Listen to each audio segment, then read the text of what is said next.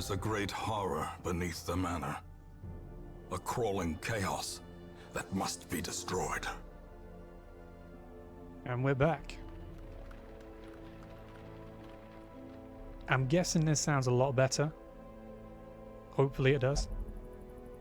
It sounds very, very clear on my end, especially the microphone, which, again, I'm so very, very glad that I've figured it out.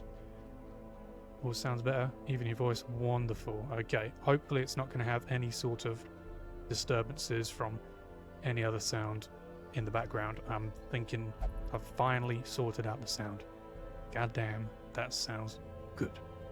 Okay, so where we kicked off last time, we've now got the Flagellant Blood Scourge. There are some who believe that only a litany of blood and suffering can cleanse sickness in the land. Here is one who will do his part.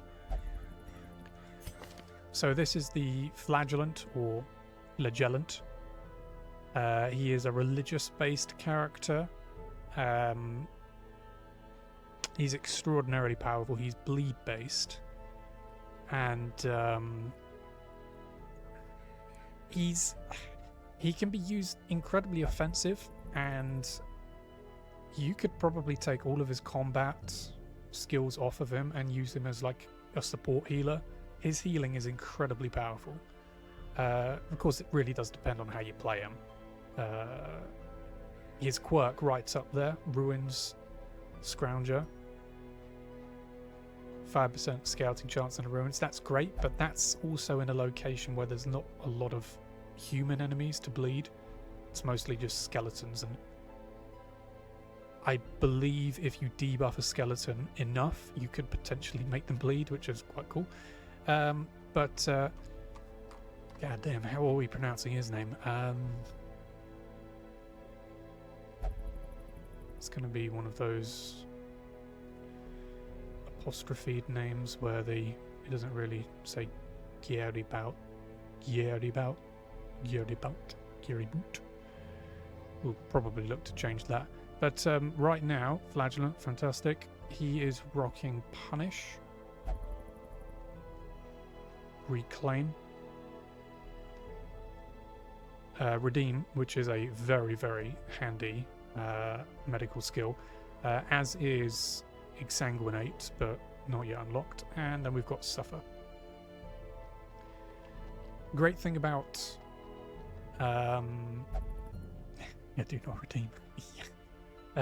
The great thing about the Flagellant would be cool if you could press the names and the narrator would say it out loud. Literally, yeah. I really do wish that. The narrator only comes about when you drag the character class into your Hamlet. He'll just give him a little, this is what this guy or what this girl is about, but never the names. I think it's just because the names can be changed at any time, so I don't think good old Wayne June's going to be saying Adam 69. But the great thing about a Flagellant is that the more stressed he gets, the more powerful he becomes. So you're kind of wanting to get him as stressed as you can, because his damage increases, his speed, I believe, increases. And you've also got this Suffer, which actually transfers all of the or is it Endure? No, yeah, it's Suffer. So you transfer all of your companion's stress onto yourself, which is pretty cool. I think it is crucial, at least in my time playing with a Flagellant, that you partner him up with a Jester, because you don't want him to get too stressed. You push him over into 100 stress, so he gets afflicted with... Oh, what does he get afflicted with? Rapturous, I believe it's called, which again increases the speed and the damage. But you don't want him to get to 200 stress. You don't want him at a risk of having a heart attack and then dying, so it's crucial that you bring a stress healer along. Camping, he's only got 4. He doesn't come with any of the 3 base camping skills like everyone else does. He has Lash's Anger. Yep. And Lash's Kiss. Lash's Solace, which is very handy if you are on the cusp of having a heart attack. And then Lash's Cure. His resistances, as you can see, his death blow is actually 6% higher than the majority of the other classes who have a standard of 67%. His is 73, and I do think that is also in combination with the lower his health gets, the more use you get out of him. For example, here we go. Uses per battle 2, redeem. If your health drops below a certain bar, you can then, of course, redeem your health and another of your companion's health. Also, exsanguinate works exactly the same. And I reckon that's why they increased the death blow from 67% to 73%, because you're kind of wanting him to get low health majority of the time. He's got a very high bleed chance to not be bled, but I guess that's self-explanatory for this class. He comes to us with no diseases. Wonderful. His base stats pretty good. The speed is very nice. Aside from Ruined Scroungers, he's got Torn Rotate. Well, that's absolutely garbage. Minus 5% to melee skills, and Sickly is minus 10% to disease resist. Now, in my experience, you're going to find a lot of diseases in the Warrens, which is a great place for him to go because it's a heavy bleed place. But if you take in this guy to a place that he is going to be quite successful in, whilst also realizing that it's a very highly diseased area, that's not great. In terms of his equipment, hand-fashioned flail and a sinner's flesh. I really like the hooded Flagellant. Usually he just has, you know, the without a hood, which I do like. I do like the black robes. That's cool. That's not bad. That's your standard.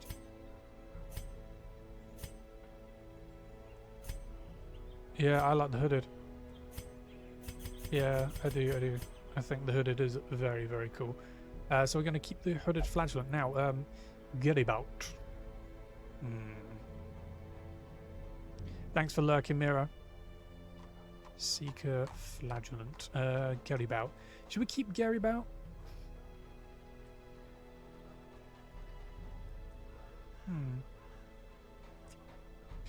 Let's drag him into the roster.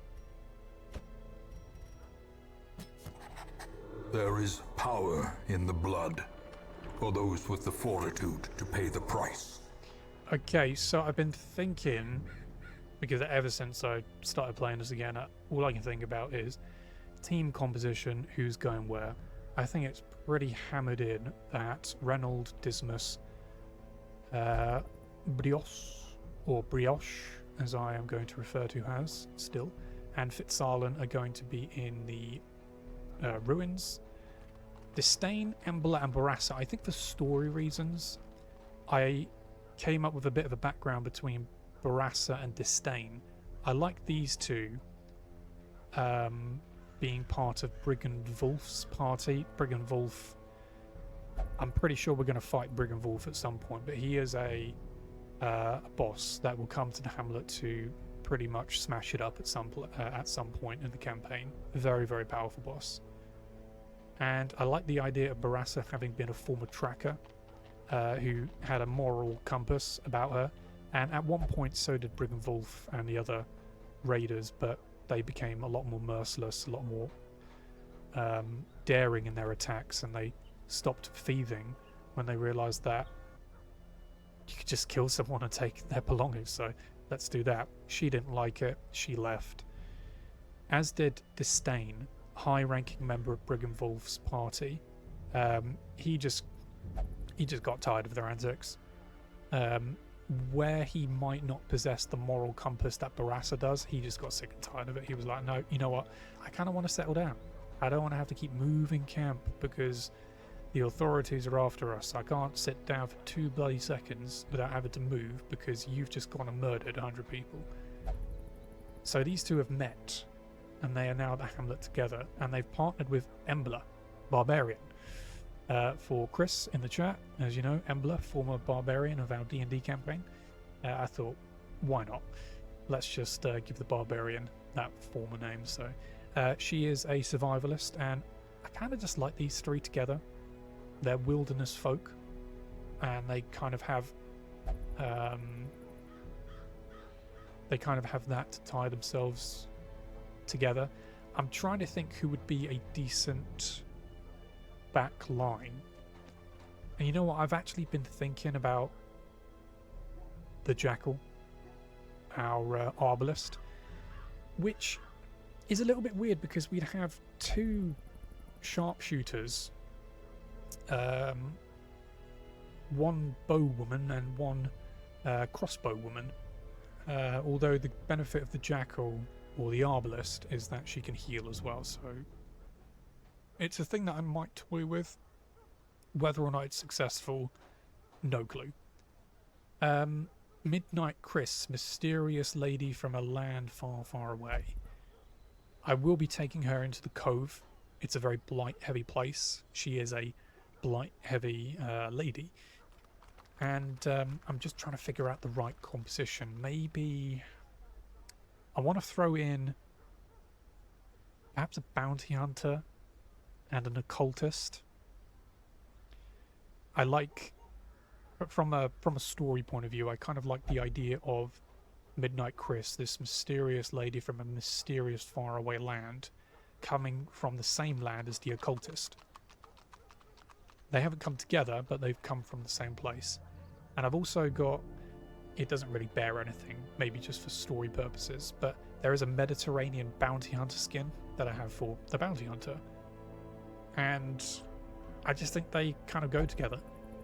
But same issue with these three, it's trying to find the final piece in the puzzle. Who will be the fourth companion?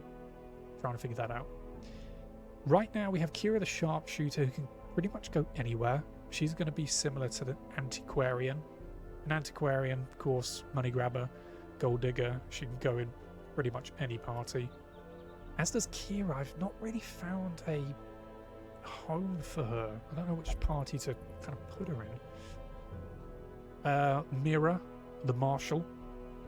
I really have thought about this. I want Mira to partner up with a Houndmaster when we get them. Mira is a former Marshal, lawman, who oversaw many counties. And maybe we partner him up with a Houndmaster who is a sheriff of one of the counties that the Marshal had overall control of, but maybe the Houndmaster was, the lawman, the person to speak to of that particular county. And when Mira had been defending various villages, counties, towns from the ravaging Darkest Dungeon, perhaps she thought that majority of everyone died. Aside from the small contingent of survivors she was able to save, everyone else died. Of course, Mira tracked down the creatures to the hamlet and is here to slay as many as he can. But I also think that the Houndmaster was a survivor who got out, and they're like kind of not close friends, but friendly enough when they see one another. It's a good and friendly exchange, and probably going to ask the question as to, you're here on the same business as I am? Yep, I'm here to kill as many monsters as I can. So I think, yeah, the Hedgeknight or Mira the Marshal with Houndmaster whenever we get them. The Warden, former, not friend, but mentor of Reynold. Hard man indeed. A hard man. He was the one that was put in charge of a lot of the new recruits, and anyone who was misbehaving, they would go and see the Warden. So he is a tough as shit, tough as nails type of man. And I think there was an element of complete and utter, oh my god, I feel overwhelmed here, having to lead all of these men and women that I don't really know anything about from Reynold. And I think he was trying to contact as many people who could kind of ship and shape groups of people into, or from common rabble into an army. So he was getting into contact with the Warden as quickly as he could when he realised that he had to put a party together. So the Warden has come. I like to think that he is kind of making sure everyone's behaving. Making sure everyone is behaving. He's doing a pretty good job so far. He visited the graveyard of Midnight, and he was like, yeah, you just have what it takes, my friend. You thought you were Mr. Billy Big Bollocks, but you're dead. But yeah, I think it's nice to just create a little bit of a background for a character, a bit of personality, or when they inevitably die, and I really don't want anyone to die from now on, but if anyone does die, I'm going to feel quite sad. Growing a bit attached to these guys. But let's see who we've got in the stagecoach, because this has been driving me insane. I've been opening up the game to make sure the sound and the audio is good, but I've not done anything else. So who's in the stagecoach? Jester, Templar. We've got a modded class, and then the Abomination. Now this is very cool. We were just talking about the Flagellant. It would be a perfect combination to have a Jester. Fantastic. Okay. You know what? Just for now, Jackal, we'll move you here. So we got this team of 4 just for now.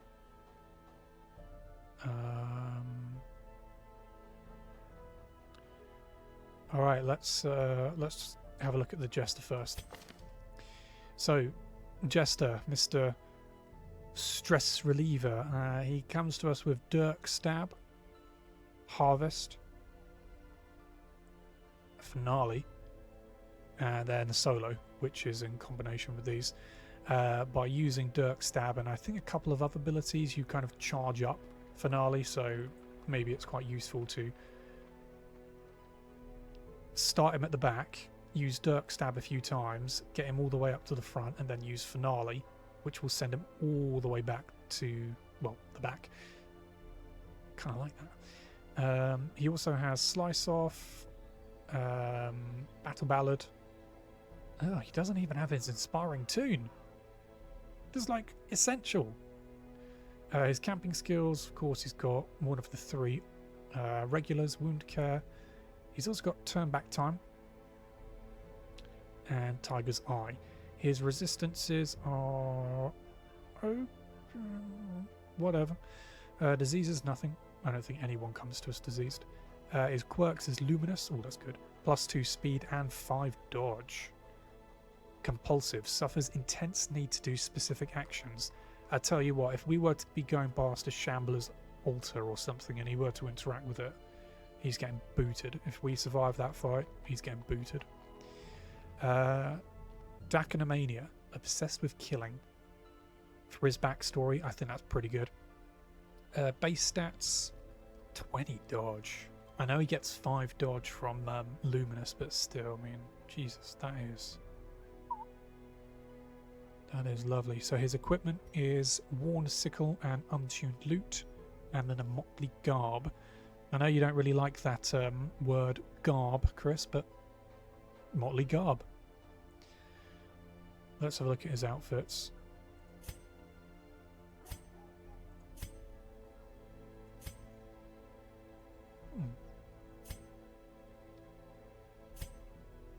Ooh, I quite like that. Now we got a Crimson Court related modded. It's kind of quite like that. But I'm not going to go with that. I want to partner the Jester with...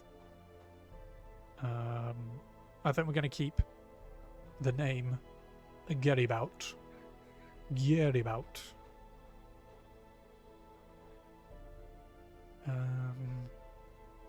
I want to kind of keep it red. So this is cool. I quite like that. That's actually not bad. That's okay. I think it's just a little bit too light. Not too bad. Yeah, I quite like that one. And of course, Crimson Core. I think I'm gonna. Yeah, 4. Yeah, we'll take 4. So Manelli. Manelli has come to the hamlet. His laughter was actually heard before he was actually seen, coming over a hill playing a tune, a maniacal tune, in which there was no vocals or singing accompanying the tune. And the tune was, it had some nice melodies, but overall it was quite sinister. He's laughing, which is, I guess, kind of a common occurrence to see some sort of mental-like patient running around this place, considering what the Darkest Dungeon has done to people. But he was let through the gates of the hamlet, based on some people quite liking his tunes, but he's getting a lot of looks. A lot of very strange looks as he makes his way over to the tavern, and since being at the hamlet for a couple of days now, he's been doing nothing but playing the same couple of tunes. And he's been approached by Dismas, not Reynold, he's been approached by Dismas, who has had a quiet conversation with him. And Dismas was able to get some information, and even Dismas, someone who's seen quite a lot in this world, realizes that there's a few screws that are loose and or missing with Manelli. But he does not appear at this present time to be meaning any harm to any of the residents of the hamlet, and that he is here to simply play his tunes, ply his trade, get a few gold, and that really does appear it. Although he does come to us with a dagger and an ornate sickle. So something would indicate that he is combat ready. Right now he has got a few eyes on him. He's being watched quite closely. Everything does appear okay. But yeah, let's just say that Dismas is definitely he's looking out for him. So Manelli joins as our Jester. Move him down with Get About. He will be laughing still at the end. I think Manelli didn't really have any sort of ties to any of the characters at all. Even when he just strolled into the hamlet, he kind of just walked past a lot of people. He walked past Big Boy Mirror. Just deftly dodged out of his way as though he was nothing, but he kind of just had a quick giggle at Guttybout, probably due to what he's wearing on his face, and that was enough apparently to form a partnership. The two silent men exchange nods and looks. There you go. What more can you want? Baldry, Seeker Templar, very cool. So, preferred position, he is definitely a frontliner. Righteous Blow. Reckoning. Every time Templar is attacked, this ability gains power. Interesting. Lay on Hands. Lovely, that's very cool. Aside from a minus 35% damage, but whatever. And then he got Via Doloroso. Okay. I'm not going to have a look at his unlockable ones just yet, but not too bad. Of course, he's got Encourage. Deus Volt. Wow, that's a time cost 5. All companions plus 6, crit and accuracy for 4 battles. If religious, plus 6 accuracy and crit for 4 battles as well. Very nice. Lux Eterna. Cool.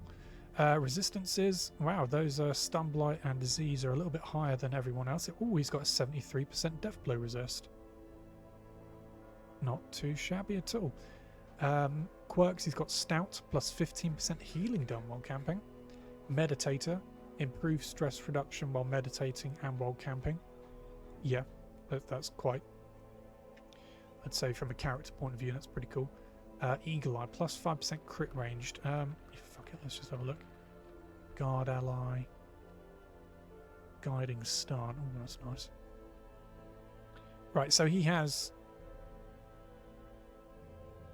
That's ranged. Ranged. Okay, so he's got 2 ranged. Alright, that's not too bad. Yeah, plus 5% crit from ranged. Anemic, minus 10% bleed resist. He's got a bleed resist of 30. Oh, it would be 40. Base stats, he's got 31 HP, not too shabby. And his equipment is Page's Hammer, Page's Armor.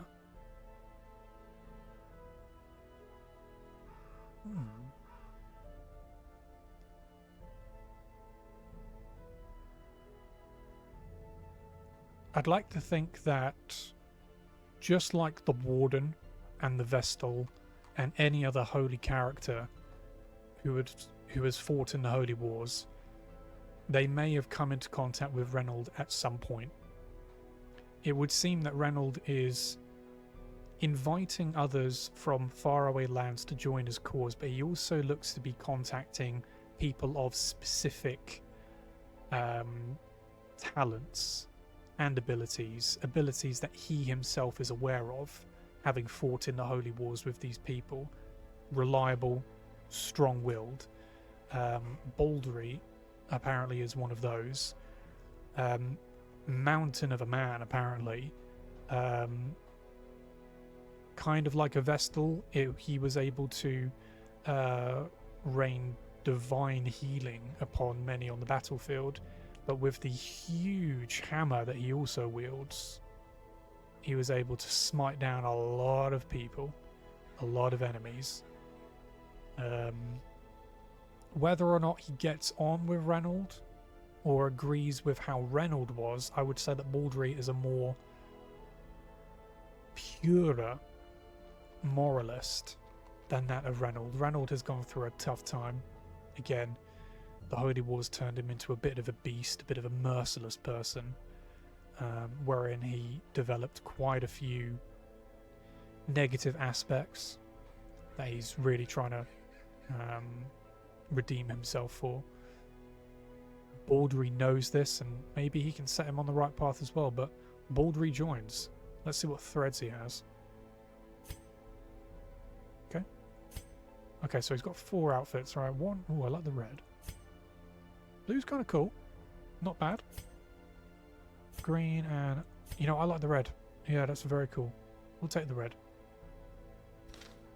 Seeker Templar. Oh, should we put him... Should we put Baldery with the Warden? Yeah, maybe the Warden, Baldery, a Vestal. And who else could we have?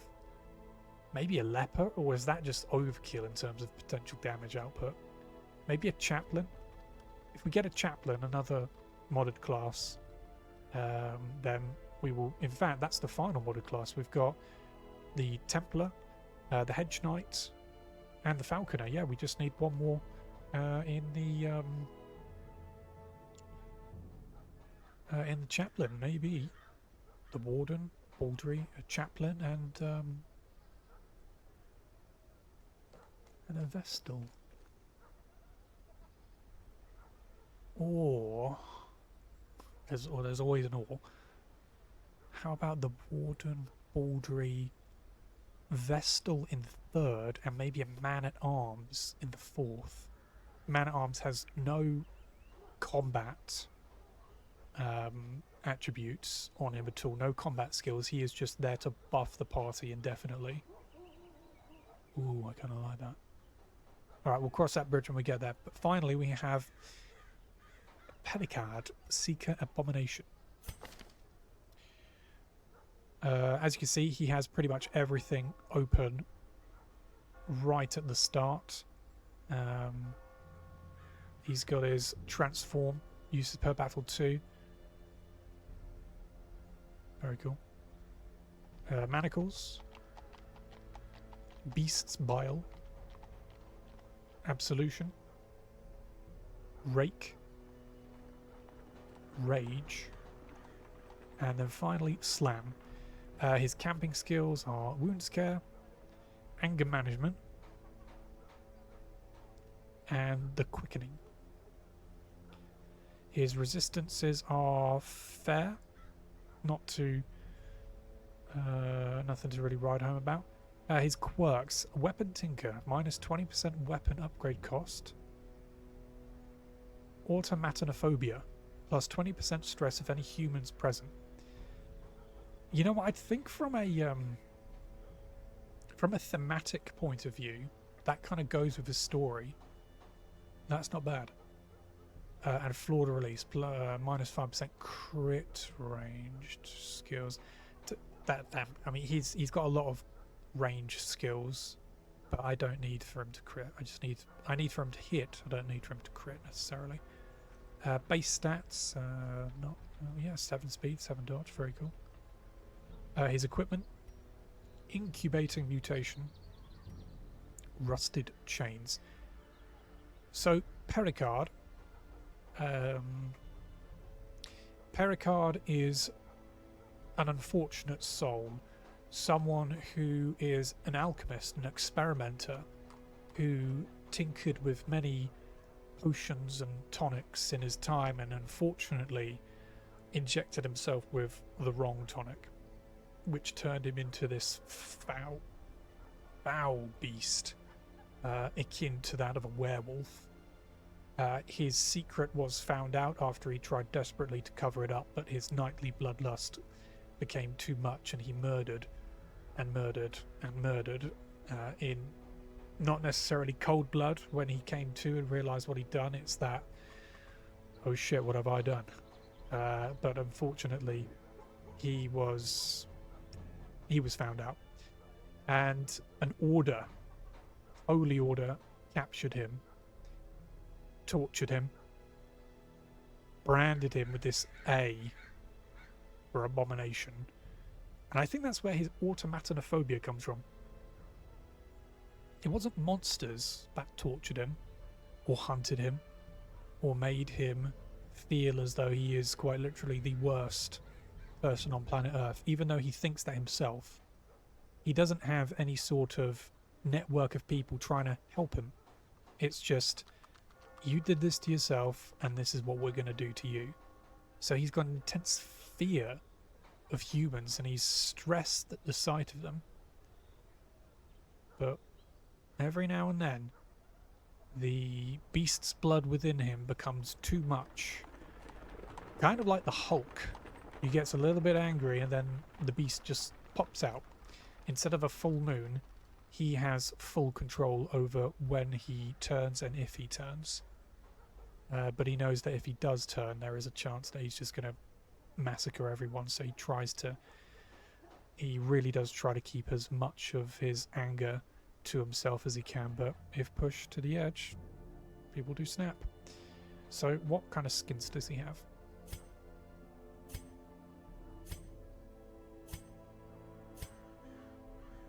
Okay, so that's a modded skin. I think that's the Raven skin. Ah, that's the Bloodborne inspired. I really like this one. I like the idea of him trying his best to stay hidden. This is just kind of showing off for everyone to see. But I like him trying to be as careful as he can, trying to stay low. He's found his way to this hamlet. Whether or not he knows what's going on in Hamlet, he can't say, but he knows that unnatural things have happened in the hamlet, especially the dungeon itself. Perhaps he thinks that there is some sort of cure or tonic that he is able to find in the dungeon itself to try and, of course, take away this beast's curse that he has. Whether or not he finds it is another question entirely, but that's why he's here. He's on a personal journey. Pedicard. The Abomination. Tortured and reclusive. This man is more dangerous than he seems. Yes, he is, Wayne. But I think I've taken enough of your guys' time by just talking. How about we get into some dungeon delving? Now, embark. We upgraded the wield to 1. If I must return, I am ready. Let's just get rid of these guys. Wield, of course, we've got a short apprentice level, complete 100% of the room battles, skirmish. Minus 15% stress, selfish pendant, not too shabby. Wield. The old road is obscured by the corrupted, poisoned overgrowth. Explore and return with a full description of every side you visit. 90% of the rooms to explore. Bleed resistant. I guess that would be quite cool in the courtyard.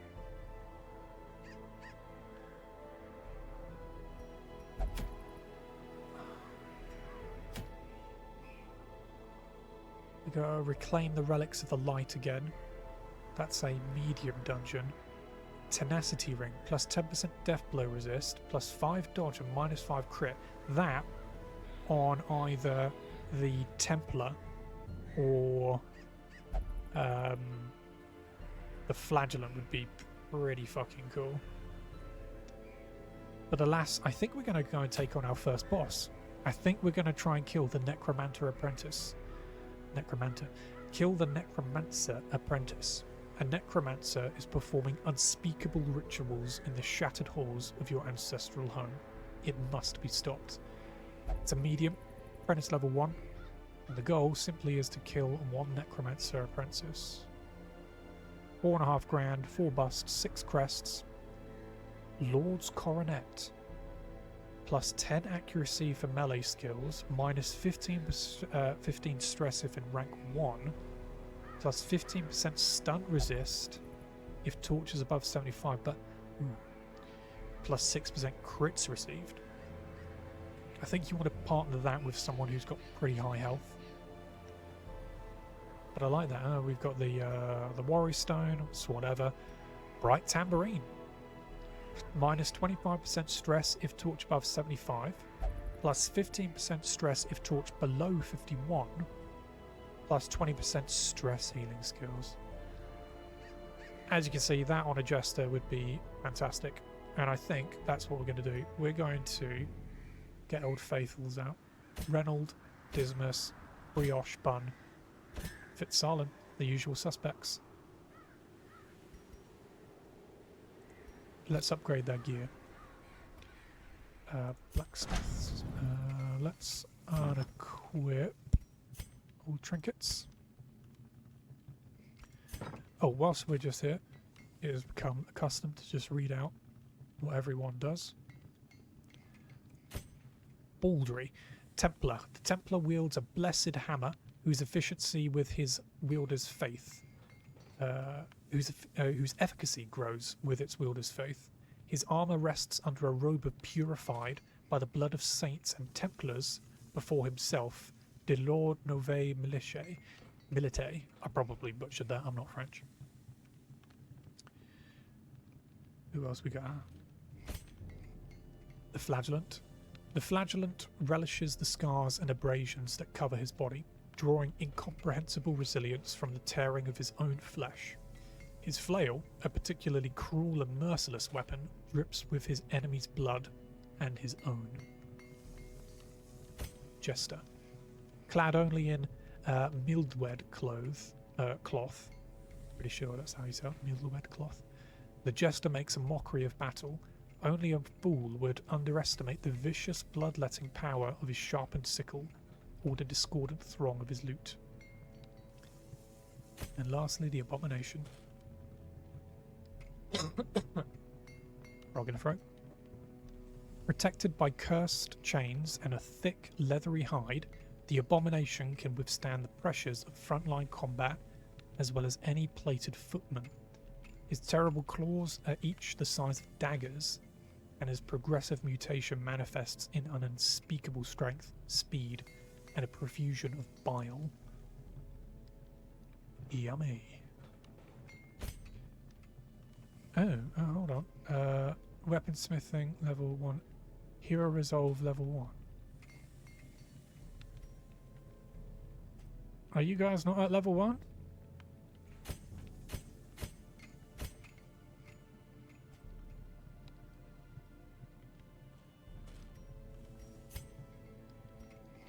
Upgrading the blacksmith allows for purchasing better weapons and armor at a reduced cost. Allows upgrading hero weapons to higher ranks. Weaponsmithing. Weaponsmithing allows weapon upgrades to rank 2. 8 crests. 8 crests and 8 deeds. I see. Armor smithing. Allows upgrading hero armor to higher ranks. 8 crests, 8 deeds. Allows armor upgrade to rank 2. In the end, every plan relies upon a strong arm and tempered steel. And just before we purchase anything, Furnace. Reduced cost of hero weapon and armor upgrades. So it's 750 now. 4 crests, 4 deeds. Reduced cost of weapon and armor upgrades by 10%. Fan the flames, mold the metal. We are raising an army. 675. Battered Longsword becomes Longsword with a damage base of 7 to 14, crit base 4%, and speed base is level 1. 675 gold. Rusty Halberg becomes Chainmail. Dodge base 10, HP base 40.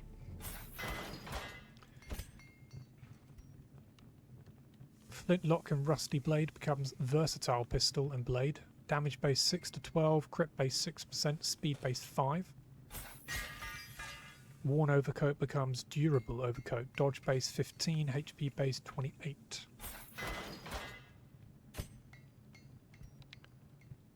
Crude Sachet. Oh yes, of course. Weapon Tinker. It's a little bit cheaper. So Crude Sachet becomes a Crafted Sachet. Damage base 5 to 8, crit base 3%, speed base 7. Attendant's Robes, Intern's Robes. Dodge base 5, HP base 26. And finally, Fitzarden. Rusted Mace, Steady Mace. Damage base 5 to 10, crit base 2%, speed base 4. And lastly, Worn Cloth and Plate becomes Light Cloth and Plate. Dodge base 5, HP base 29. Guild. Just put these guys in it again. Baldry, Templar. The pious knight harnesses faith into boons for his allies and is loath to strike enemies unless necessary. His strength is not in direct assault, but retaliating against aggression. Flagellant.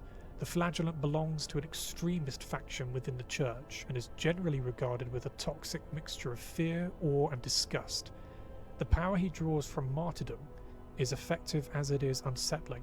In one moment he is a fountain of healing renewal, and the next a conduit of terrible wrath. His full potential is realized only at the brink of madness or death. Jester. Combat is a power ballad, a slow build-up and a grand finale. On the offense, the Jester leaps to the fro in a bloody cacophony, positioning himself for a glorious end in the front ranks. Alternatively, he can hang back, delivering chilling melodies and unsettling rifts that terrorize his foes and give strength to his allies. And finally, Abomination. Beaten, branded, and imprisoned for untold decades. Jesus. This furtive vagrant hides a terrible secret. The eldritch poison coursing through his veins has given him unspeakable power at a terrible cost. As his form changes, so too does his role in combat. Taking a swig of my tea.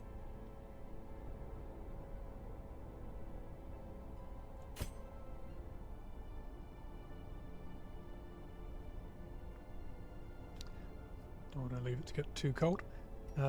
Guild. Upgrading the guild allows for training of advanced ranks and hero skills. Instructor Mastery.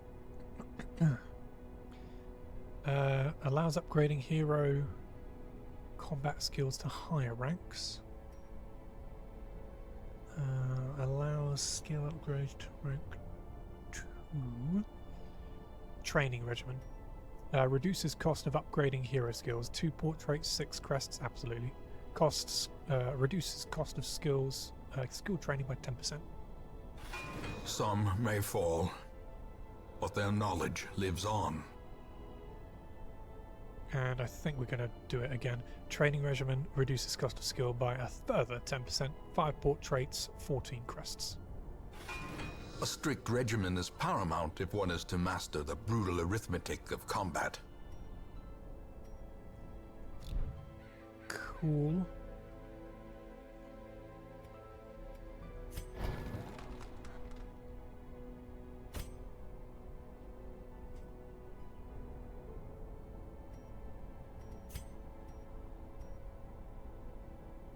Another portrait. Alright, let's trade. First time we're doing any trading. Let's, trade a bust. How many portraits do we need? 6 busts for 2 portraits. Instructor Mastery. Allows skill upgrades to rank 2. Perfect. 6 portraits, 14 crests. Every creature has a weakness. The wise hero trains for what she will face. So Smite is going to be upgraded. Smite 2, accurate base 90, crit mod 1% and plus 20% damage from Unholy. Hello. Bye. Where are you off to? The wizard is going, so if everything screws up, the wizard is gone. I'm on my own. Right, see you later. What the hell? See you later. See you, babe. Love you. Love you too. Okay, we are well and truly on our own. Hopefully, with the wizard, aka my fiance, out of the house. Nothing bad with the internet or the computer happens. So yes, let's get Smite. Zealous Accusation. I don't think we're going to use that. In fact, I think we took it off. We did. Stunning Blow 2. Accuracy base 95. Damage mod 50. Minus 50. Well, 50. Crit mod 1%. Stun is 110%. Use per battle. Bulwark of Faith. Torch is the same. 24 mark target, but buff self is 22% protection instead of 20. And then finally, Inspiring Cry is 2. It's another 1-to-1 heal, 5 stress, but 6 torch. Dismas. I think we unlock a couple of things. I want Duelist's Advance, most definitely. So it's forward 1, action base 90, damage mod 20%, crit mod 5%, self minus 40 damage on repost, activates repost, 800 gold. Duelist Advance 1 becomes 2. Like so.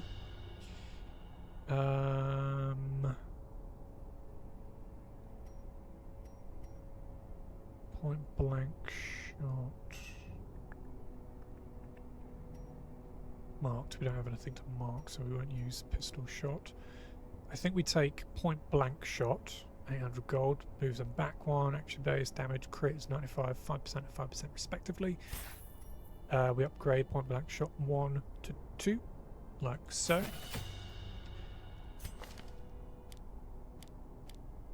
Okay, so we use point blank shot. We will use Open Vein, Duelist Advance, and then Tracking Shot just to upgrade a few things. So Open Vein and Tracking is to be upgraded.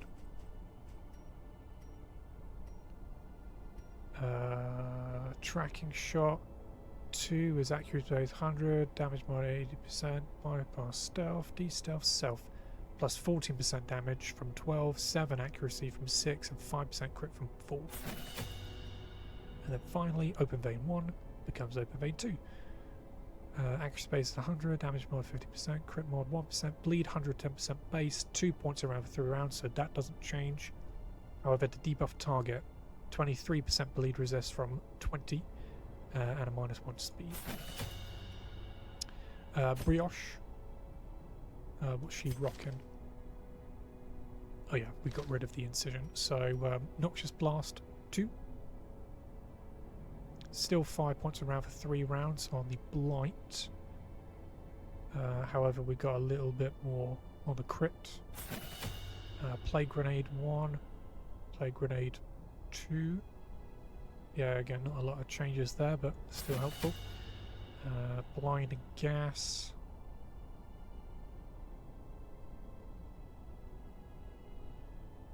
Cool. Not Incision, and then of course Battlefield Medicine. Battlefield Medicine 2 was a 1 to 2. Okay, and then finally, Fitzarm. So we're not using Mace Bash, we are using Judgment. That is now 2. Accuracy space 90, damage mod 25, crit mod 6%, and heal 3 HP. Dazzling Light. Lovely stuff. Not a great deal of difference there, except from the crit mod becomes 6 from 5. Divine Grace, naturally 5 to 6. And then Divine Comfort. Okay, alright. Let's just see if there's anything to sell, just in case I...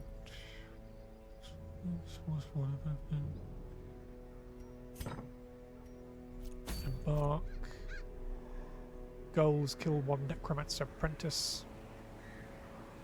Provision.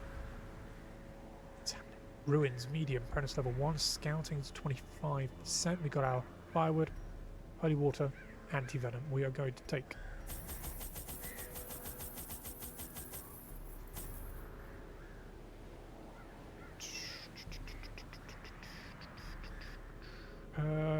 We're going to take all the food.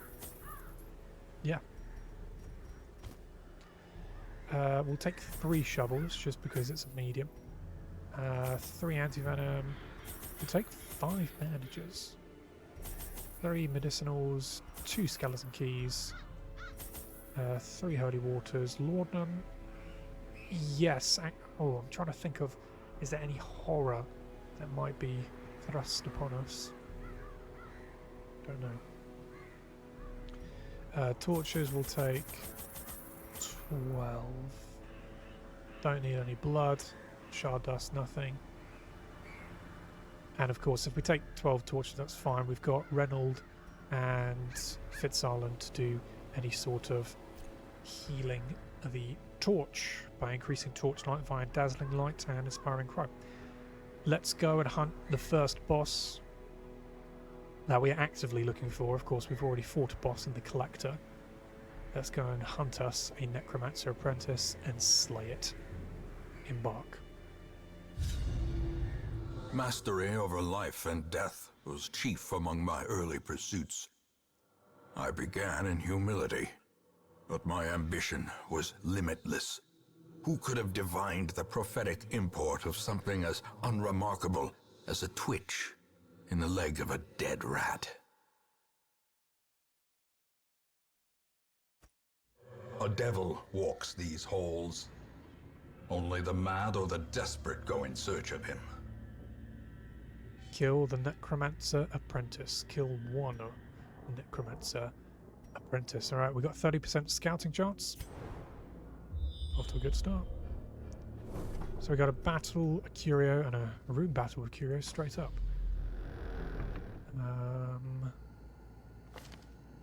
Feels like you're being watched. I don't know what you mean. Let's go.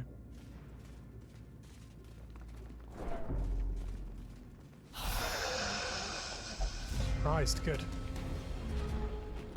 Okay, I'd say we just play grenade. 95% chance to hit, 20% bleed. Yep. 4 damage around. So the duelist advanced you.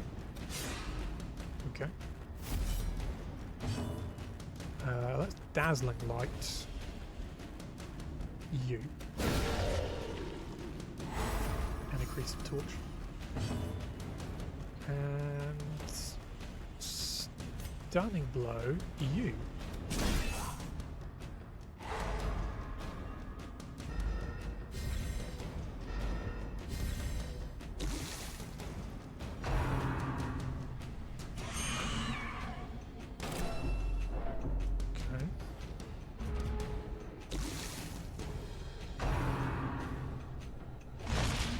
bleed. Yeah, of course. How much is that for? Another 3 rounds. Don't you know? That's fine. Noxious blast you. You're dead.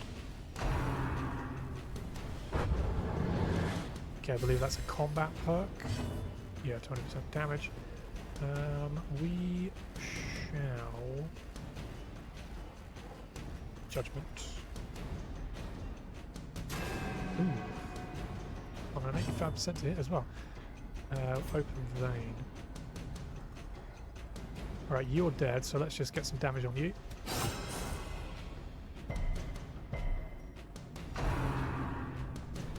Don't move me.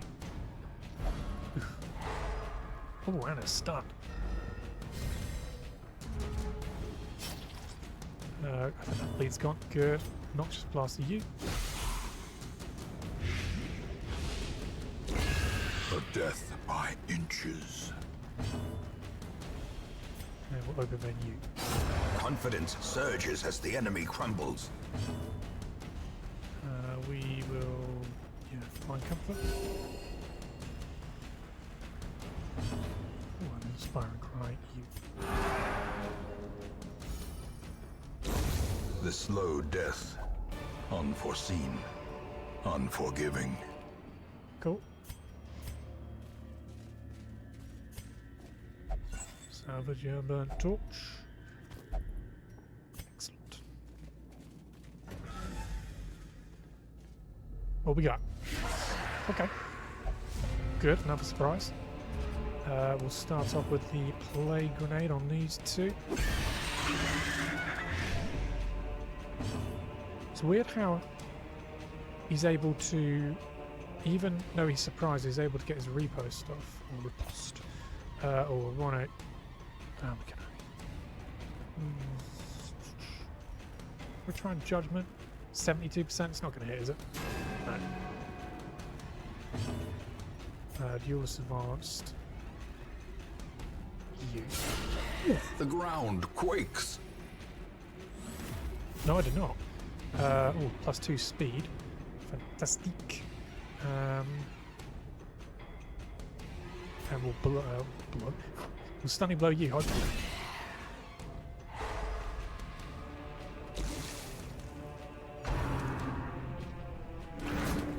Don't move too far. Good. Continue the onslaught. Destroy them all. Ah, these Terrafangs really like good old Doc.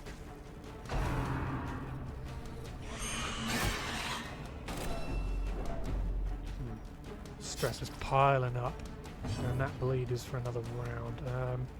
We'll keep. Yeah, we'll just keep on that. Build that blight. 8 damage. Slowly, gently. This is how a life is taken. Good.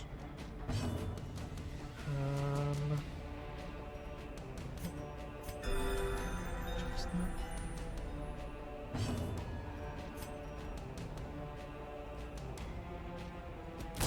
Their formation is broken. Maintain the offensive.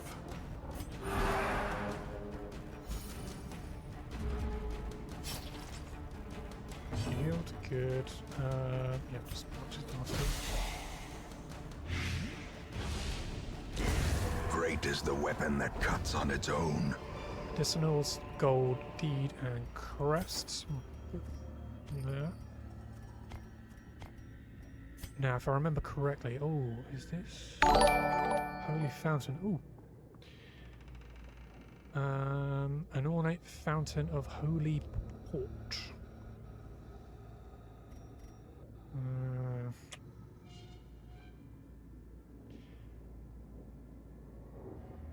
Sorry, mate.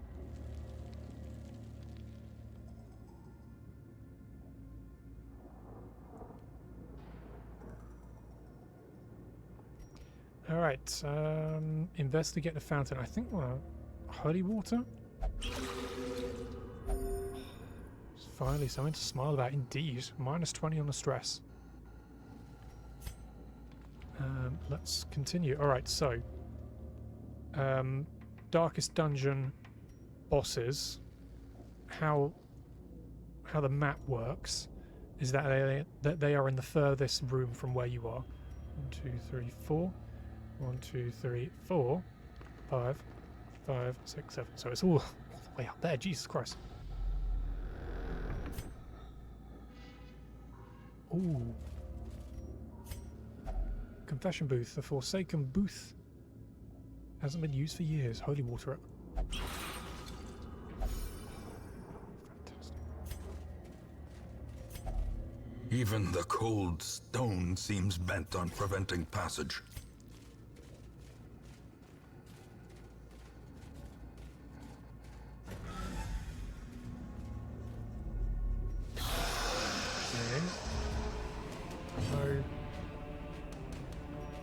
No surprise. So just get a plague grenade off.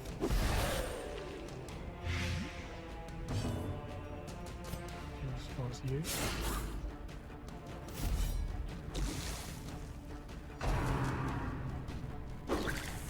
Press this advantage. Give them no quarter.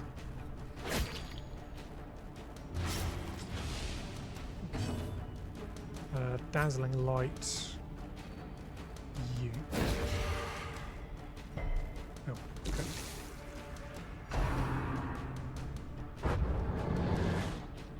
I want to point blank shot you at a moment.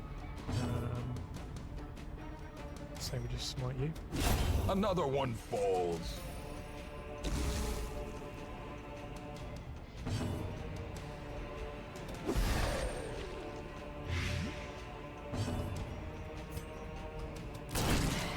Come on.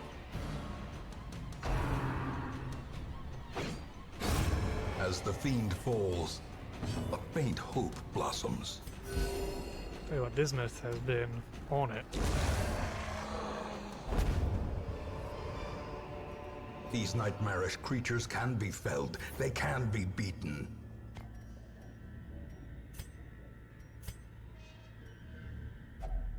Unlock strongbox. A long forgotten strongbox sits on the cold stone floor. Its contents unknown. Open the chest. Oh, it's trapped. Okay, good. Still no scout. No, not to worry.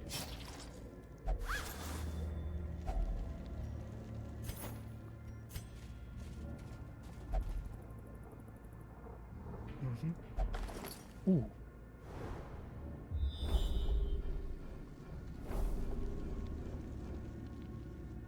Okay, alright, well,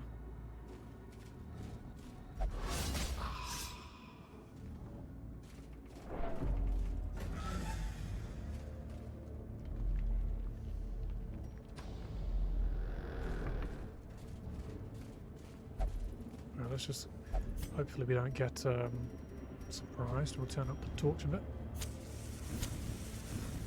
So we are currently rocking a dim light of 72.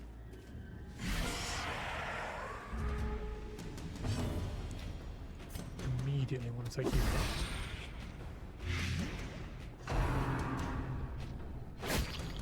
No bleed.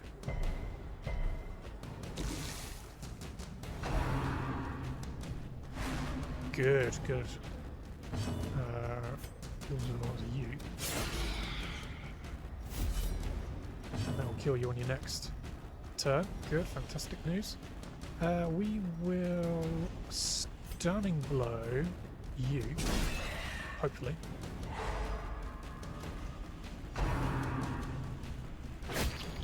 Impressive. Jeez, this was. Keep everyone top.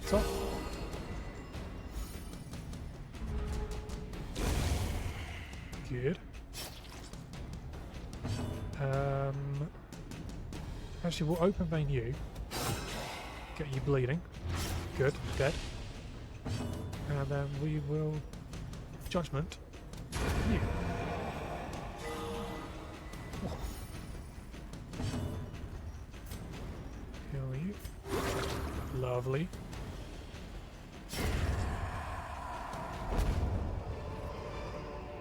Seize this momentum. Push on to the task's end. Quite the haul already.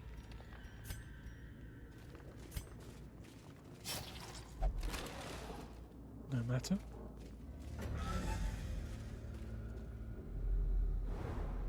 Good, lovely, another scout. Moves to this room battle with Curia. Another torch.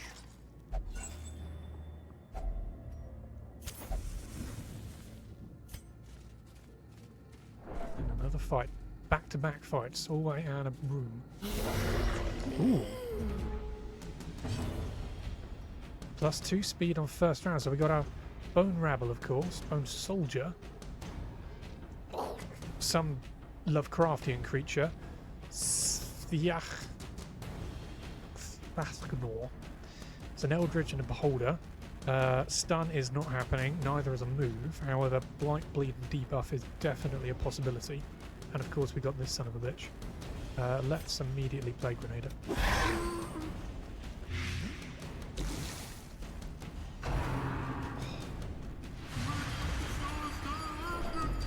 Oh, good. Deus advanced.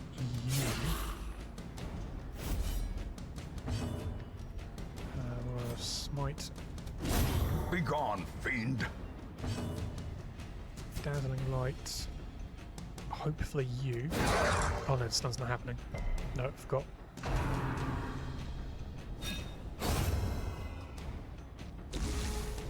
What's it gonna do? Nothing? Okay, well, let's just stack it.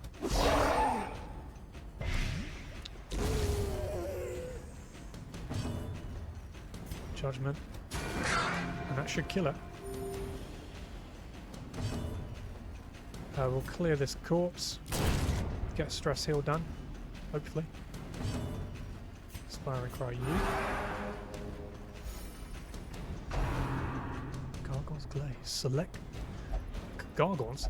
Gorgon's Glaze? Please. What does that say?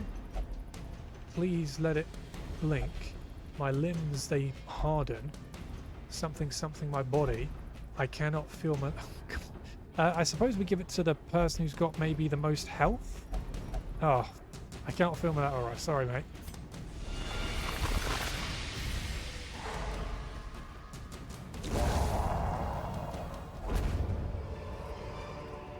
Be wary. Triumphant pride precipitates a dizzying fall. What the hell is that? Plus 999 speed for 1 round? We'll take all of those. Yeah. Please stand. Oh, that'd be cool, but it's just no point. Okay, we'll just leave that.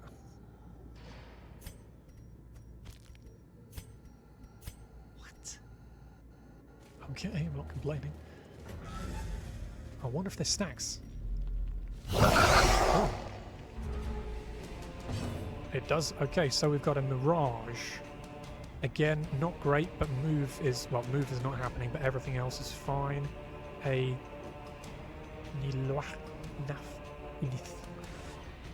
again, move not happening, but everything else should be fine. We've got a Bone Arbalist, and then that again. Okay. Let's Stunning Blow you.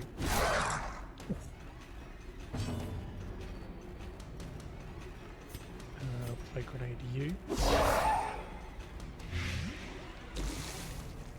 Please don't crit.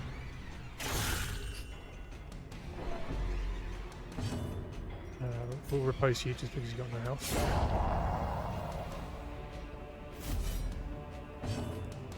Dazzling Light you.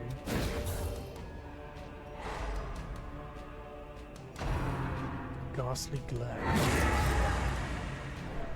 Okay, so that's a stress. Is this going to happen again? Yeah, Ghastly Glare. Come on, hit it. Jesus Christ. Yeah, we want you out of the picture.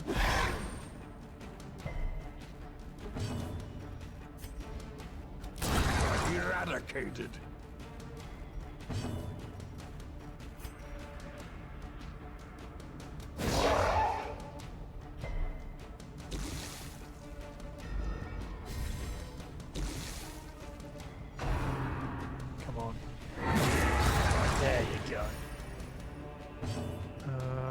We'll Bulwark of Faith. I'm gonna try and get a heal off. The way is lit. The path is clear. We require only the strength to follow it.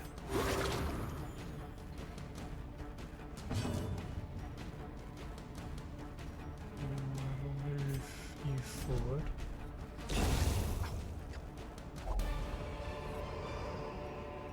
As victories mount, so too will resistance. Martyr's Chalice is a rare plus 10% virtue chance, plus 2% HP healing done, can't be guarded, minus 25% HP healing received, plus 10% damage taken.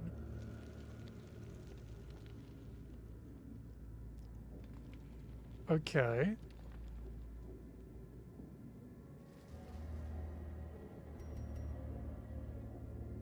Huh. I'm going to take this so I can sell it, because I don't like what I see there. Plus 10% virtue's cool, plus 2% HP healing done, or 2 HP healing done, cool. I don't know if that's just when it comes on your turn you heal automatically. I don't know if that's what that means. But you can't be guarded, 10% damage taken, minus 25% HP healing. Yeah, there's too many caveats. I'll sell it. And the blood, not yet. Locked sarcophagus, and ornate sarcophagus gets lock. Fantastic. Good. Go here. Hunger. Food, 5% health.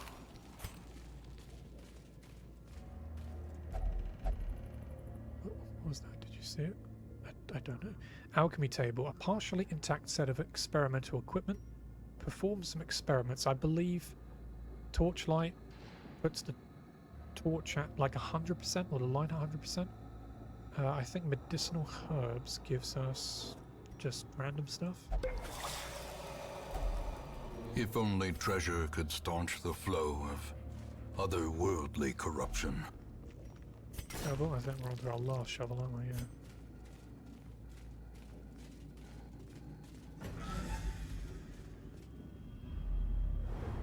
Good. Empty room, fantastic. Oh, that's cool. Decorative urn, we know holy water will do that.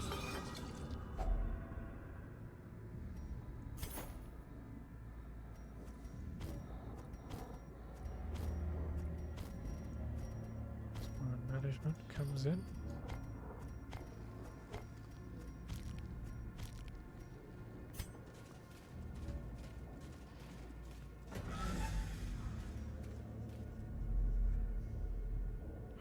Okay, we could move up to the room, clear the hallway, come back and then camp.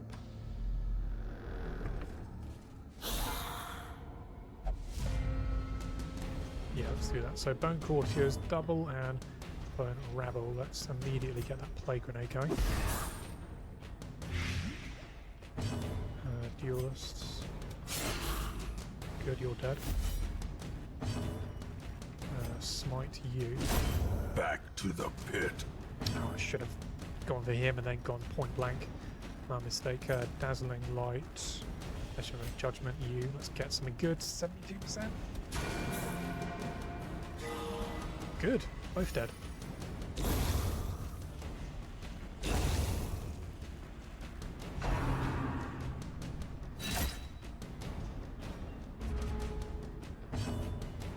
Let's heal you.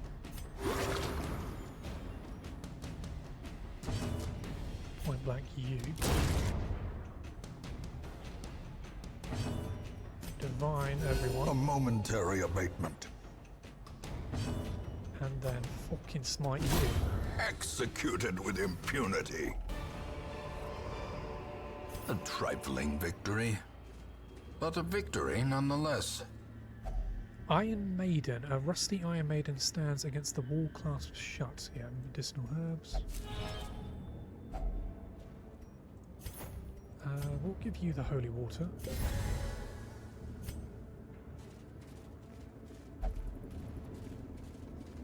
And that is it. Okay, so let's go all the way back and incur a little bit of stress. Not too much, hopefully. It's just the 7 stress, actually.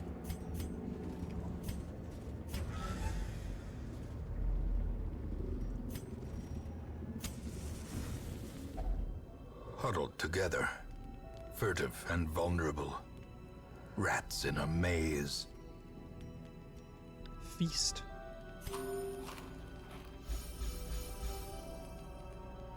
Okay, so let's.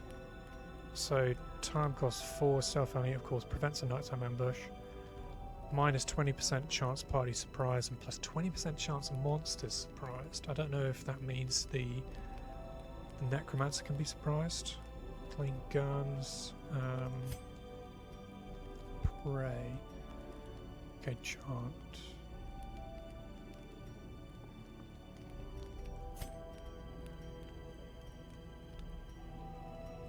Yeah, you're the only one with the nighttime, so bandit sense. My ear to the road, none shall surprise us.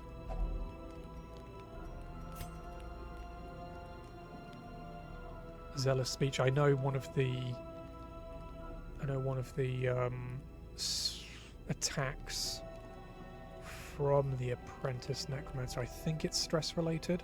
So just on the off chance that it is, again, can't remember it correctly, but we'll use Zealous speech. Party is minus 15 stress, and all companions 15% stress minus for 4 battles. Forget not that our errand is holy, and just light will prevail. And then we'll go for you.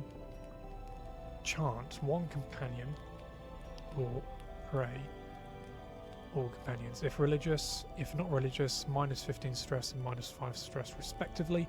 If religious, if not religious, plus 15% protection for 4 battles, 5% protection for 4 battles respectively. We'll go and pray. Let us bow our heads in prayer. And then rest. Plenty of blood left to shed this day. Things are going according to plan. Whoever packed all this food, I could kiss you. As the light gains purchase, spirits are lifted, and purpose is made clear. Let's go.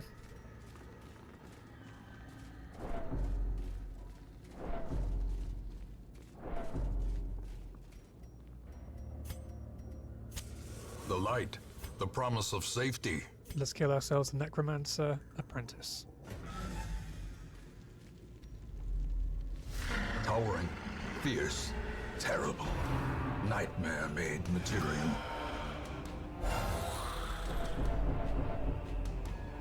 So this room is awesome looking. Wow, this is one of those immersive mod backgrounds. Very, very cool. I love the fact that the Apprentice or the Necromancer has just a room to himself where he's conducting all of these rituals. Look at that! Oh my god, he's got one of my brethren! He's going down. Alright, Noxious Blast. Yep. So he has 75% stun, that's not, probably won't happen.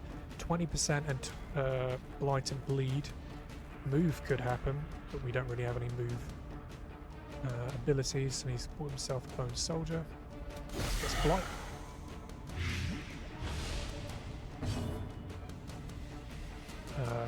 Yeah, we want to repost that. Another abomination, cleansed from our lands.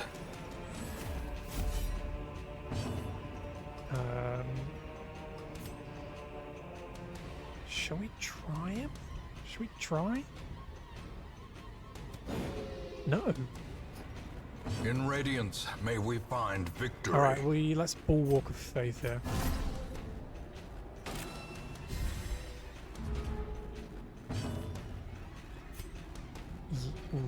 We could get some bleed, but let's just, yeah, fuck it.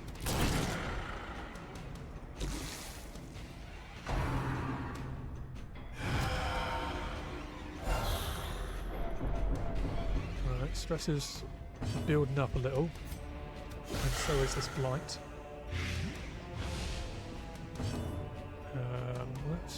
judgment. Yeah, let's just put some damage on you.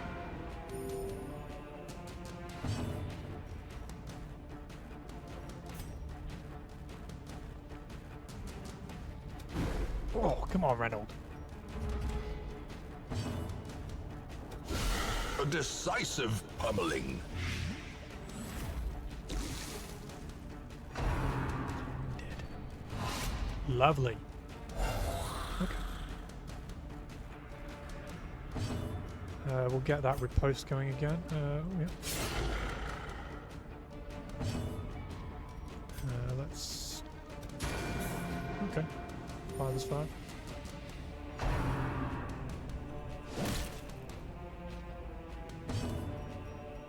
Alright, let's get some killing going.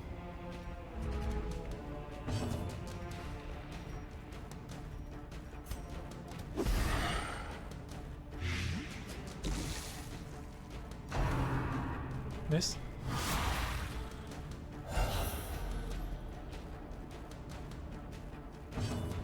Yeah, we'll point back you. Oh, only 8. Okay. Let's just get rid. Oh, come on! We'll get rid of you.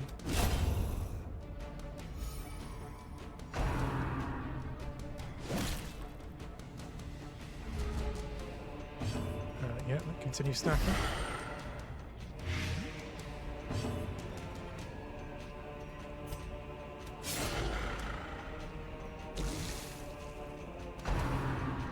Crit. With no living sinew to actuate them, will these walking bones finally fail? I was hoping he would crit kill, but you know, that's absolutely fine. So we've got a move charm, 20% move resist but -1 speed, and a blight charm, 20% blight resist and -2 charge, whatever. We can take them to sell them. I think both of them can sell for 750, so it's just random. There we go. We'll just throw that away. Quest complete. Return to Hamlet. Continue adventuring.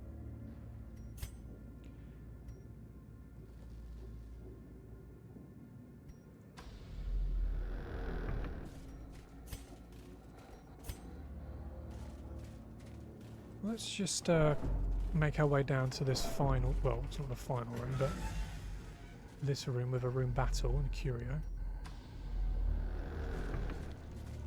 I'm also perfectly aware that we could run into a collector. Eat 4 food, we're getting 5% health. Don't want to really run into a collector, although killing him and collecting some trinkets wouldn't be too bad. If any battle comes like a little red square, we'll just leave. We're good for now.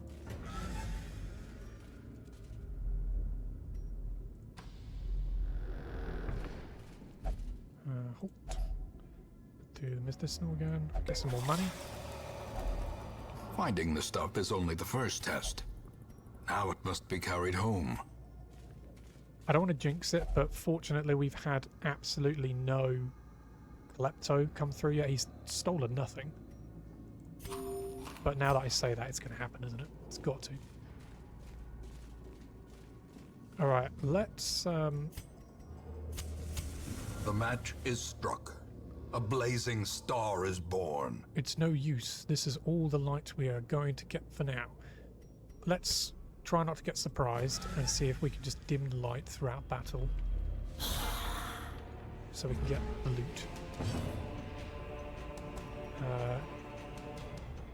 Let's do a survival use.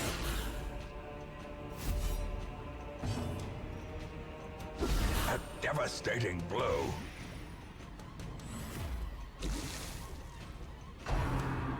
Don't crit.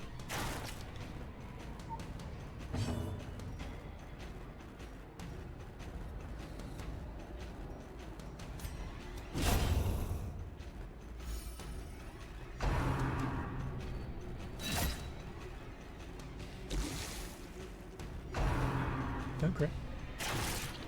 Cool. Let's just dim the light. Radiant light 94. Oh, no, I meant to get rid of you.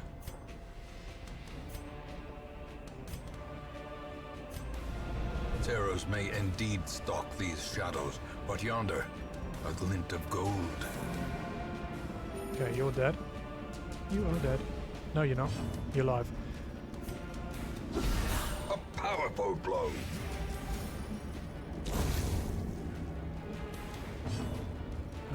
Duelists. Oh. Yeah, let's get rid of you. Still got duelist advanced. Yeah, come on. Beautiful. So that's a repost for a further round of 33% damage, 2% minus 33% damage. Yeah, judgment you.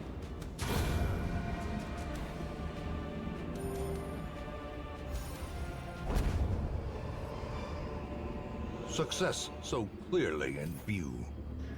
Or is it merely a trick of the light? Petrified Quill. Rare, 10% damage, plus 4 accuracy if HP below 40, and 4 dodge below 40, plus 10% damage taken. Now that's better than the Chalice. We'll do that. Suit of armor, an antique suit of armor stands amidst the ruins. Fuck it, let's do it.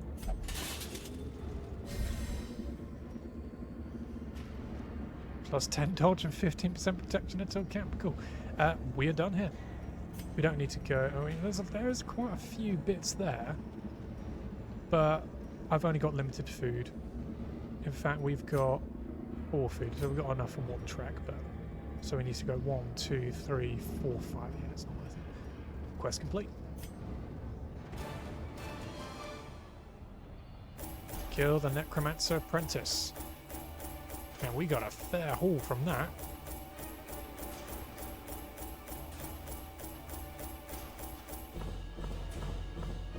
Yeah.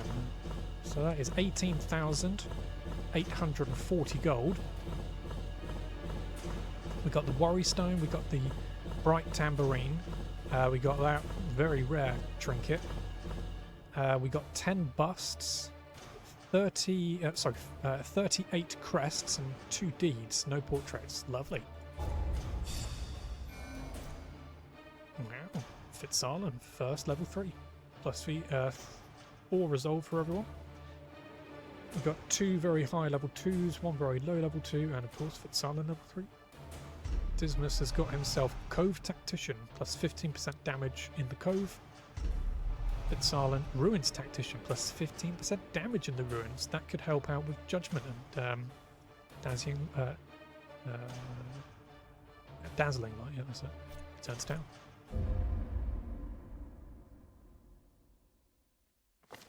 Our family name, once so well regarded, is now barely whispered aloud by decent folk. Because of your deeds, my friend. Here be monsters. As evidence of your hero's exploits begins to spread, dread behemoths championed through might and malice heed the urge to hunt them down. All regions now hold rare and powerful enemies. Ooh, okay. Alright, so we've got 21 grand, 36 busts, 0 portraits, 13 deeds, 42 crests. Ooh. I'm looking forward to it, but I'm also not looking forward to it. Quest goal: successfully complete your first foray into the ruins, defeat the Apprentice Necromancer. Disdain feels that something stalks them at every corner. Town event. Fitzalan the healer is now veteran Vestal level 3. Brioche the doc is now adventurer plague doctor level 2. So Reynolds, Dismas, Brioche and Fitzalan disposed of the terrible Necromancer Apprentice level 1 medium. So I'll equip everything. Let's sell. Yeah, let's sell you. I don't want you. 2250. Really sell Martyr's Chalice for 2250? No, yes, always.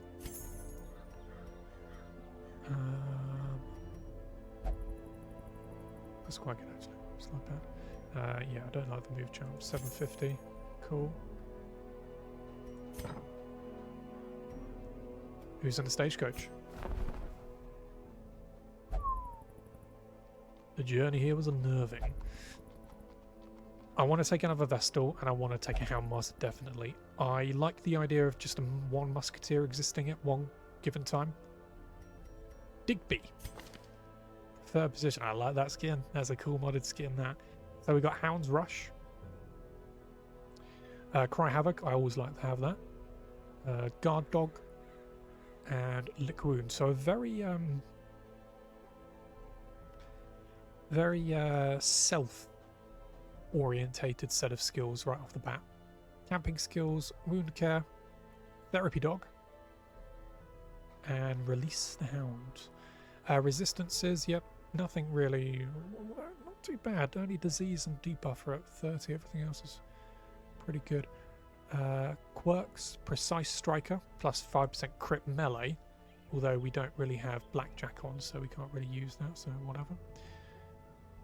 -5 accuracy ranged skills. So that's pretty much everything he has. I don't really like Hound's Harry, that could go fuck itself. So we'll keep Hound's Rush, because that can bleed, and that can actually help out, of course, Mirror, who's bleed orientated as well, so they can help one another. We could maybe mark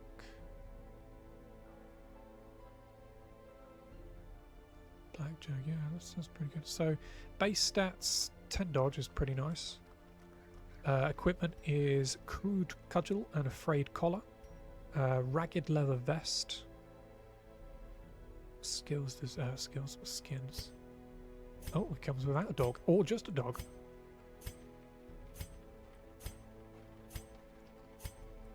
He's got a fair few skins, doesn't he? I will keep them all human. Hooded, very nice, I like that.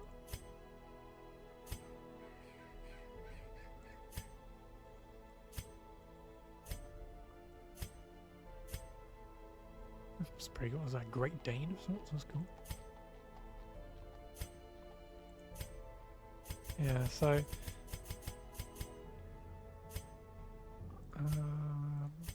I'm thinking, yeah, hooded I quite like. I also quite like that though. Do.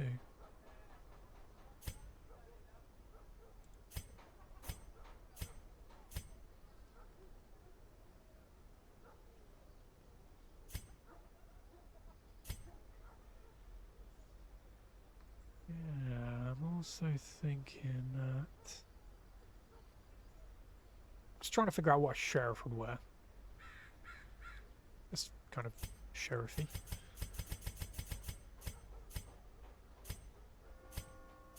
Yeah, I don't mind the hooded. I think probably that one is the best hooded. I quite like that. Just, you know, the distinguished gentleman.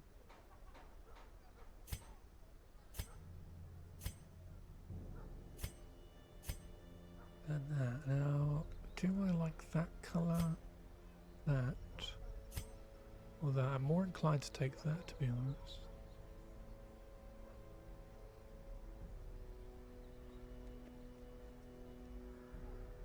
What's Mirror rocking?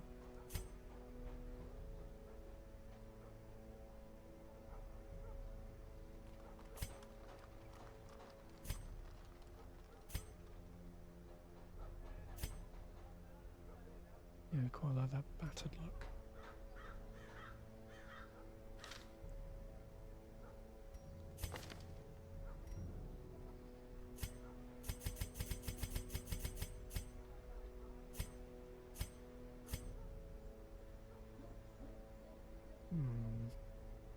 God, it's so tough. It's tough to choose a skin. Yeah, I like that more distinguished look, you know. Do like that.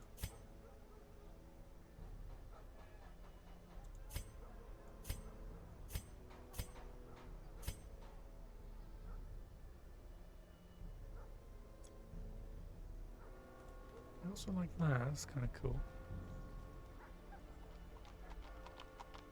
Big old mustache.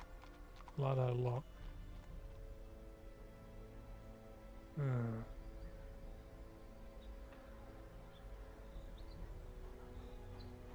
Yeah, let's take this. So Digby is a sheriff of one of the small villages that was decimated by the ravaging monsters from the darkest dungeon. Presumed dead. He hadn't actually died at all, clearly. He had been hunting down various creatures and slaughtering them with his trusty Great Dane hound. But he was presumed to have died because he went missing. It was actually him leading various survivors to safety and then joining the track of the creatures to their origin, and of course came across the hamlet and in the distance the darkest dungeon itself. In coming to the hamlet, he explained his situation, whereupon a few of the other heroes explained that someone else came here a few weeks early saying the exact same thing, and the two were reunited. Digby the sheriff and Mira the marshal, a quick embrace.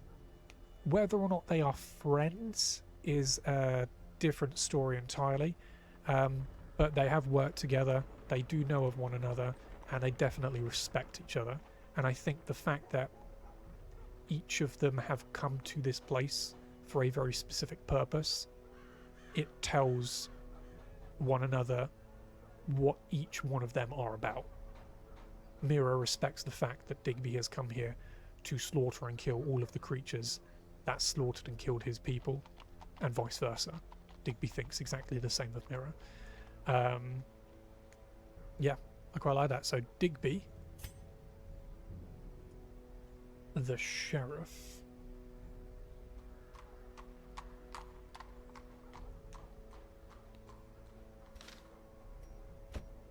Let's put you there, my friend. A lawman and his faithful beast.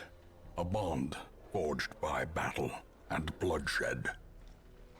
And lastly, we will take another Vestal. So we got Mace Bash, Divine Grace, Divine Comfort, and Illumination. She's also got Prey, Bless this time, and Encourage. Resistances are pretty much the same, although she's got 45% disease resist. Robust, plus 15% disease resist. Skilled Gambler.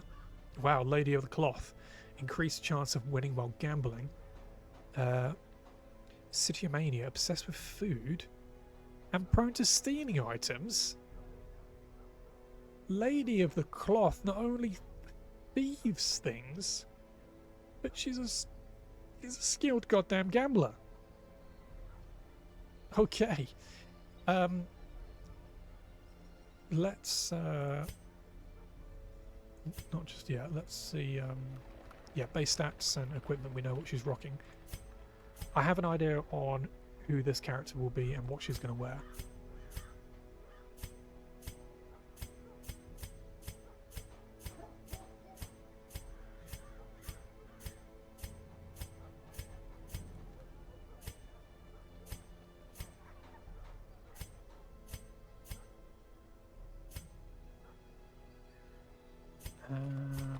Oh, you've got the skin actually that I'm thinking about is the Plague Doctor skin.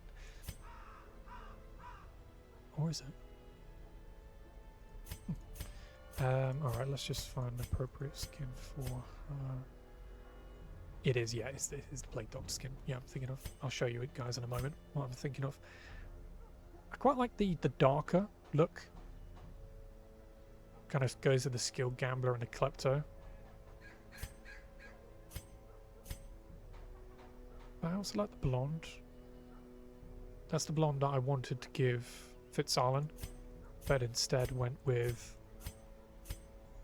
the righteous gold. Could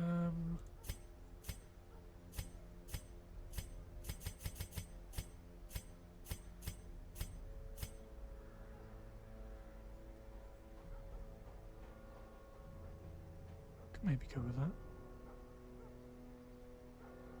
Or do we just go with... Let's go blonde, but not as blonde. We'll go with that. So, let's just quickly change the name to V. So V is a friend of Fitzarlan. They studied in the same academy.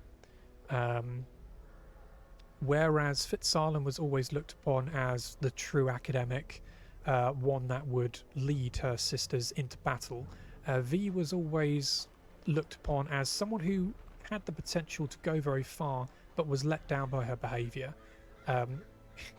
Unlike her other sisters, she was a skilled gambler, and in order to feed her gambling habit, she would sneak away from the academy to the local towns and would actually thieve as much money as she could from her sisters and anyone that she found via the Klepto's Guild. She was caught by one of her fathers, Father Abraham, who, of course, is a man of cloth, a man of God, who was also in the tavern, gambling away. But of course, being far higher in the hierarchy, she was reprimanded and he was kind of let off scot-free. Although she did hold it to him that the punishment that she would receive wouldn't be too severe, or Father's nightly activities would be told to people even higher up than he. But she is skilled, and she is good at what she does, and she has participated in the Holy Wars and was a very reliable person. But let's just say war got to her, and she found herself quite prone to using her her mace. Instead of smiting down with divine power, she'd just give people a good wallop.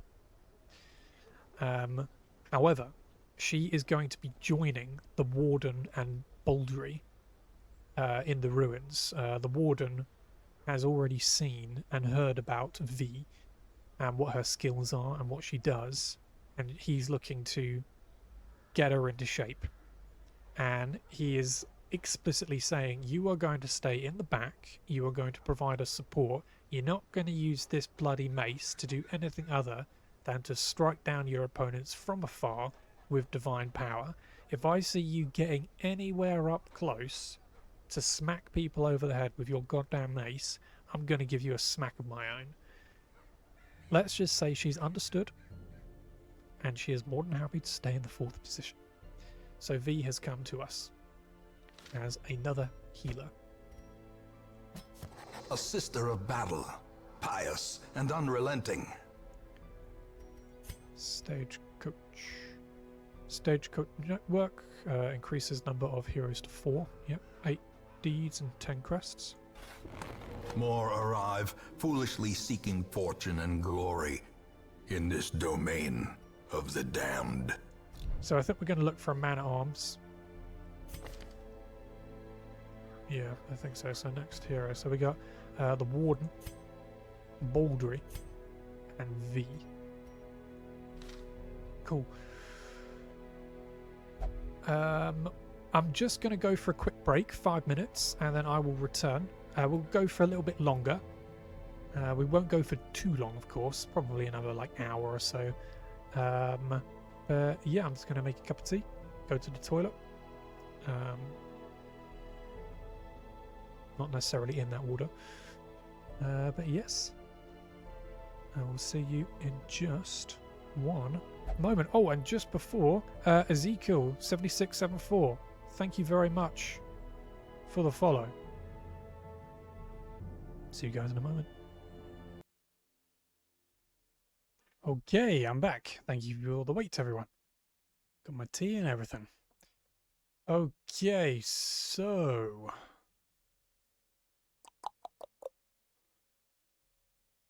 we unlock Survivalist, upgrade camping skills. We did unlock her, so we've unlocked pretty much everything. I say pretty much, we have unlocked everything. It's just about building them up now. Blacksmith, let's just throw the Houndmaster in so we can see what he's all about. Houndmaster, still clad in his worn gendarmes uniform, whatever that might say. The Houndmaster's focus is on evasion over mitigation. His cudgel is an effective stunning tool, but it is the Hound who delivers the pair's most crippling blows, especially when he's when he's been fed an invigorating snack. And then throw him in the guild as well. Houndmaster, a tough and uncommonly compassionate ex-lawman. The Houndmaster and his faithful wolfhound work in tandem to bring down their enemies and protect the innocent. Together they stalk the back ranks, bursting forth in a flurry of harrying bleeds, gnashing teeth and stunning blows. Should the tide of battle turn, the pair can support an ailing party by protecting the weak and rallying the stressed. Cool. So we've nearly got our teams. Of course, we got these 4. I think we got these 2. Sorry, this 4 as well. I think that might be a team. We're missing out on 1 here. I'm maybe looking for a man-at-arms. We're looking for an occultist and a bounty hunter, and maybe someone else for Midnight Chris. Mirror and Digby, those 2. I'm thinking maybe a bounty hunter as well, or someone who can supply bleed. We'll look out for someone. Kira, we'll just move Kira all the way to the bottom now. Digby, yeah, sorry. These 2 are together, and I'm thinking Pericard. Would Pericard work with these guys? It's an all-religious team.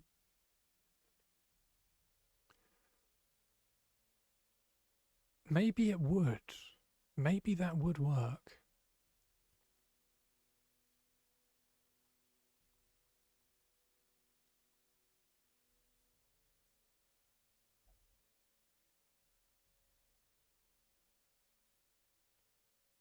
Every time Templar is attacked, it gains power. Lay on hands.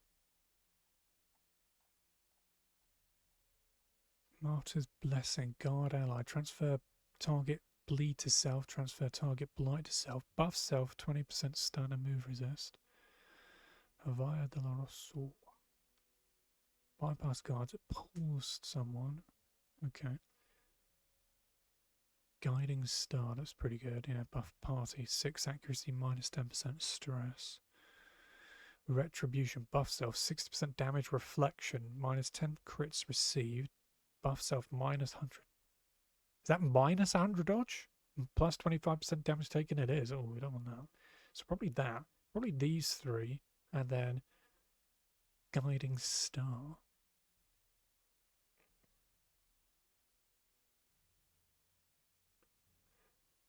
And of course V.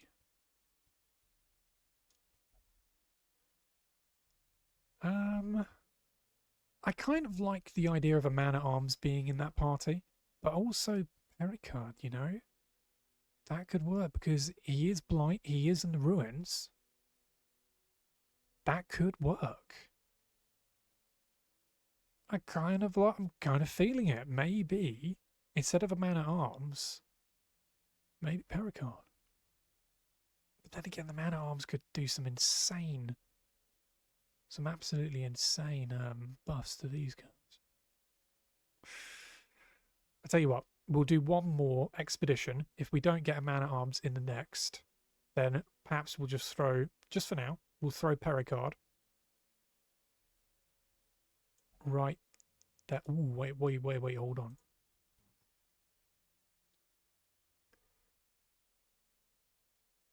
Rusty Padlock, transform, plus 3 HP healing done, plus 8 accuracy, minus 15% damage on ranged skills. Okay.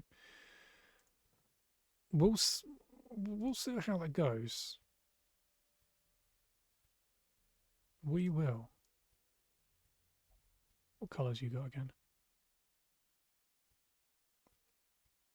We'll go red. Maybe there's a tailor in town. Kind of like all the black looks, you know. Got this guy that can maybe give her the 13th, I think, skin. And then maybe we could change the warden's outfit to like the dark scale. That'd be kind of cool, like a dark team. I'm feeling it. I'm thinking so. You know what? Hold on. Hold up. The Warden is a tinkerer.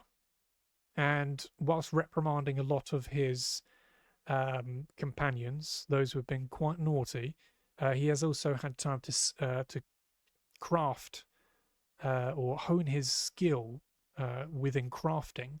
That goes for weapons and armor.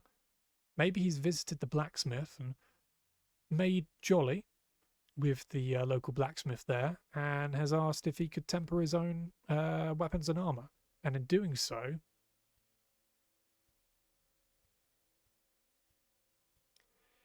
maybe he's changed his appearance a little. I'm digging it. And then V has also done that. She's not forsaking the light, but she is dyeing her clothing and hair. Maybe into 13.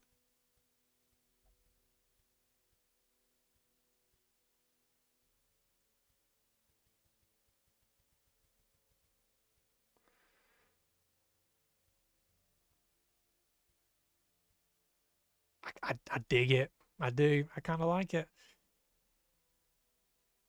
All right, let's embark. Usual suspects. All right, so warrants. The only thing that we can do... Oh, the warrants, no. Ruins is number 2. Clear a path to the boss. Progress 75%. Purifying the altars. The unholy abominations inhabiting the crumbling house have turned beacons of light into vessels for diabolical worship. Cleanse these altars with consecrated essence and bring back the light. Silence in the crypts. 6750 gold, 3 busts, and a sun cloak. Probably go the wheel to take these guys out. Disdain. Embler, who's got lethargy. Whatever. Barassa, and then the Jackal. Let's try it. Let's see how these guys handle themselves. So we'll take Disdain, Embler, Barassa, and the Jackal. If this task is beyond me, yes, it is. So we've got Skirmish, beat back the creatures and bandits that endanger traffic in the old road. I think we've got... Alright, so there's a medium. Houndmaster. Crude weight, 25% stun. Oh, that's cool. Wow, stunning, stunning, stunning. Oh, Falconer only. Raptor charm, +1 speed, +10% debuff skill chance. Alright, quick shot, crippling shot. 35% damage versus marked, of which she, of course, can mark herself with Eye Thief and Ravage. And she can also gain this capability from the Jackal as well. I don't know how this is going to work, but it's going to be interesting. We'll need to unlock Sniper's Mark, so these two can play off one another. Disdain. I think it's probably... Oh, then again, he can... Yeah, damage versus mark. This is kind of a marked party. Grape shot, fuck that. It's probably best to take Open Vein, purely because it is a very bleed-heavy place. So it would be quite cool to have that. In doing so, maybe take that way. Or use this in combination with Duelist's point blank and pistol shot. But no wicked slice. Embler, bleed out.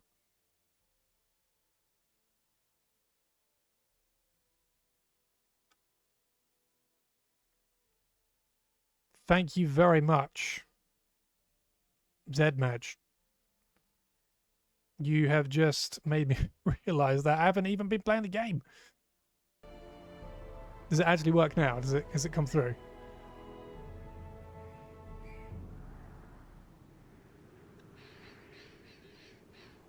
We are alive. Fantastic. Okay, well, guys, for the past God knows how long, since I've been back, you have been looking at a screen that just says, I'm into the void.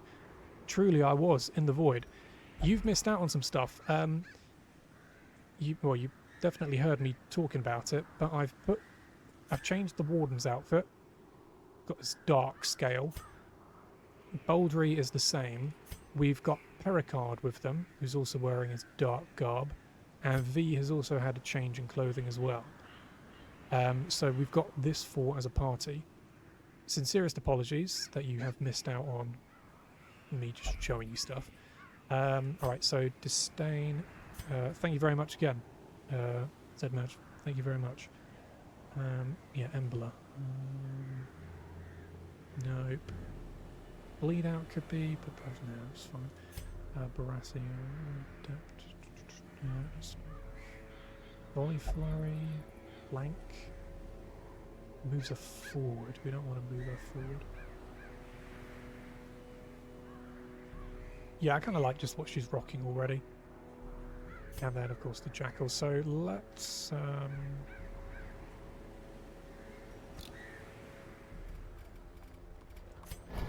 upgrade. Or let's take out, actually. So we've got Mark. Sniper's Mark. Accuracy and damage is 100 and 100. Mark target. Debuff target for -20 dodge. So Disdain.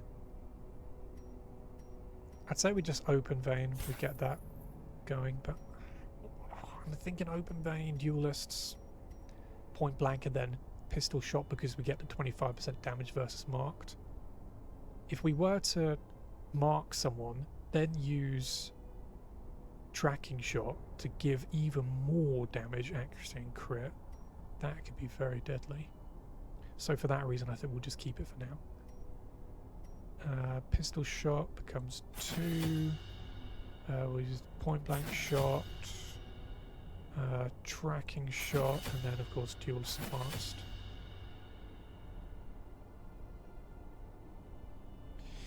Yeah, I threw in quite a few mods. So basically, the mods that I've got, there's quite a few monster packs in. So in each area of the game, you'll find a fair few new monster designs. But the majority of my mods that I've got installed are purely aesthetic. There's a lot of character skins that I've tried to make as lore friendly as possible. There is a bunch of immersive backgrounds, which if you haven't seen them, they look amazing. So we'll get into the wield very, very soon so you can see those. We've got some basic game improvements such as unlimited stacking. I don't know about you, Zedmatch, but I'm a big inventory managed person and I hate having to leave stuff behind. I know that's kind of part of the game, the sacrifice of various goods and bits and pieces that you can't bring back to the hamlet. But now gold is, instead of 1,750, you can stack it to like 20 grand. So it's a nice little quality of life mod. And then there's loads of better trinkets. There's like hundreds of other trinkets. Bosses are supposed to give better trinkets. So yeah, it's nice. I've got 4 character classes. I've got all of them actually. We've got the Hedgeknight, the Templar, the Falconer, and then where's the other one? Where are you hiding?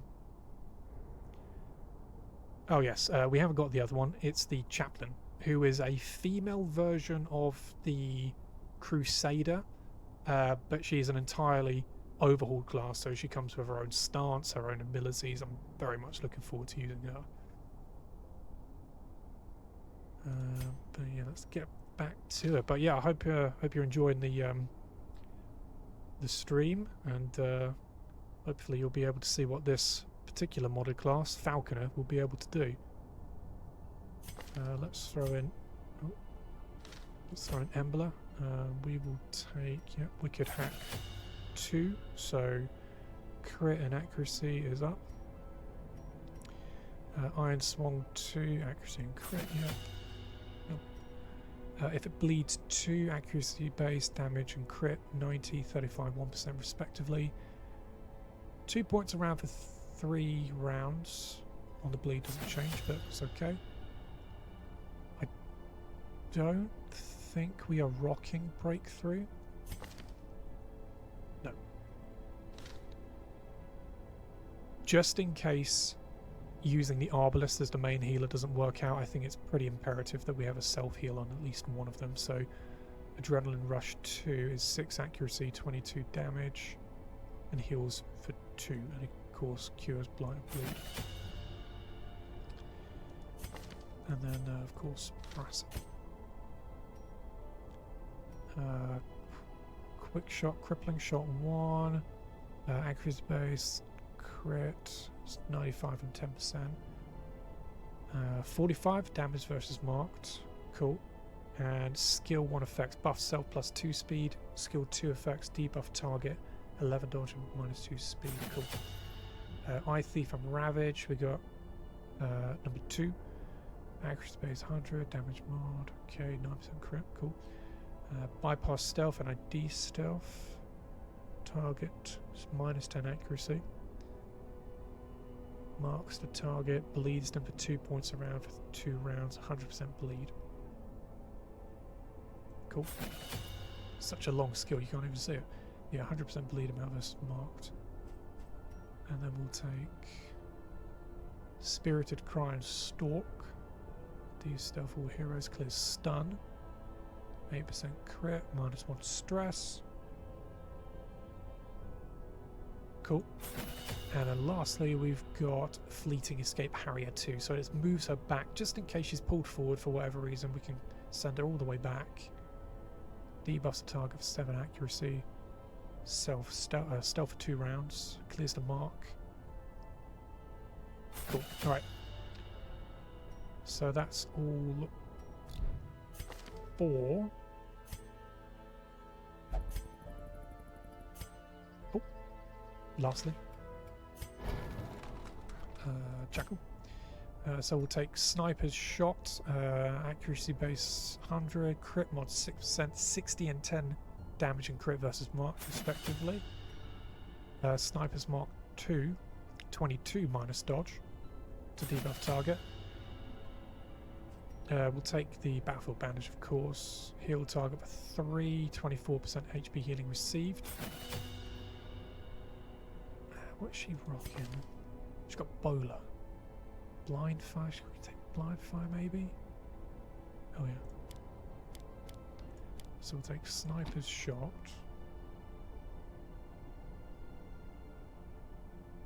That's actually not too bad. Might take that, and then that, and then that. Blind Fire. You know what? Let's do that. We will take Blind Fire. So accuracy base 75, damage mod minus 10%, and buff self plus 3 speed. Random target range. Blind Fire 2. Cool. We'll try this out. I've never used this ability, so we've got Sniper's Shot, Blind Fire. Oh, for fuck's sake! It means by Blind Fire. Suppressing Fire. 800 gold. So Suppressing Fire, accuracy mod, damage, crit, 800. Debuffs target for 16 accuracy minus and a minus 16 crit. Okay, we finally got it right. So we will Sniper's Shot, Suppressing Fire, Sniper's Mark, and then Battlefield Bandage. Cool. Let's stick them all in. Oh no, wait. Oh, good. So, yeah. Versatile Pistol and Blade, and then the Durable Overcoat. Emblem. So, Primitive Glaive becomes Reinforced Glaive, damage base 714, crit base 6%, speed 4. Worn Leather Tattered Furs become Restitched Leather and Furs, dodge base 15, HP base 31. Borassa. Wooden Bow becomes Scout's Bow, damage base 5 to 8, crit base 8%, speed base 5. Beaten Tunic Tattered Cloak becomes Worn Tunic and Scout's Cloak, 10 dodge, 28 HP. Finally the Jackal. Crude Crossbow is a reinforced crossbow, 5 to 10 damage, 7% crit, speed base 3. Second Hand Plate becomes Horned Plate, 5 dodge and 32 HP. Okay, let's just check the Nomad Wagon. Not as though I have the funds nor want to buy anything. Omen Staff. It's not too bad. Okay, whatever. Got them all there. Let's remember to outfit them all. Okay, so let's give you the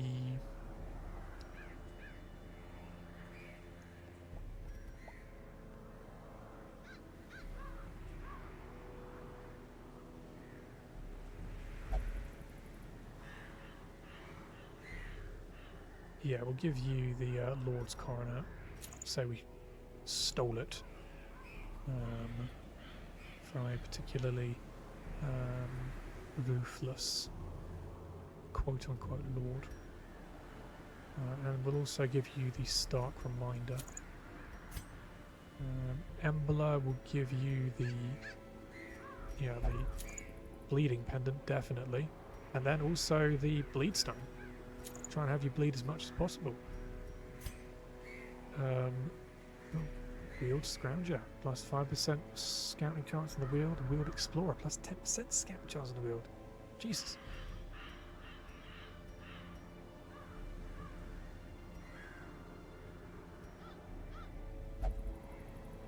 Because she's got 28 HP, she's got 31, he's got 28. That's a pretty tanky team. Plus 20% protection. So no one is rocking any protection whatsoever.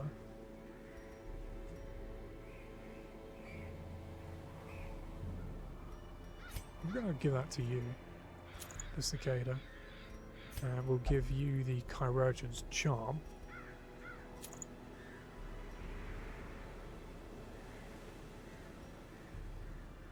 I don't think anyone has the ability to stun, do they? You do. You have the Barbaric Yorp, but we don't have that. Okay, we'll just keep it like that. The Wield. Let's go and get the Falconer Charm. So, beat back the creatures and bandits that endanger traffic on the old road. Let's go. Provision, so we've got some food. We'll take even more. 50% chance of scouting. We'll take all the food. 3 shovels, because the Wield is pretty common for having all sorts of blockages. We'll take 3 anti-venoms, take 4 bandages, 4 medicinals, 2 keys, take 3 holy waters. No laudanum, I don't think anyone applies horror here. And we will take 12 torches. Now this could end in utter failure. Bear in mind, again, he can't heal. She can self-heal. She can't heal. She can heal, but we are using her as the primary healer based on battlefield medicine with 15% HP healing done from the Chirurgeon's Charm. Again, this could turn into a catastrophic failure, or it could be a brilliant success, but here we go. Now hopefully the game doesn't crash. To trace the remote in the immediate, the eternal in the ephemeral, the infinite in the finite. These are to me the springs of delight and beauty. I'm not even going to pretend to know what any of that meant. Corruption has soaked the soil, sapping all good life from these groves. Let us burn out this evil. Wish me luck, guys. If we don't have a scouting chance on every single room we go to, it's going to be an absolute poppycock. Oh, that's that immersive background. Nature herself, a victim to the spreading corruption, malformed with misintent. Thank you very much, Zed Madge. You're along with me. But if I fail, we all fail. Let's get straight into it. Let's get some extra food, especially considering you're a stress eater. Beast carcass. Something has recently mutilated this creature. Investigate the carcass. It is.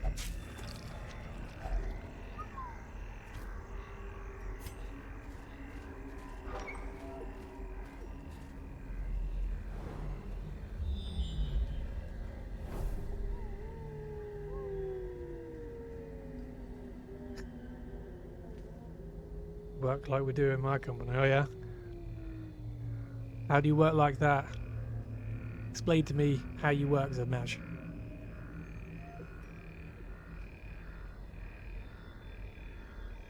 Yeah, completely understand.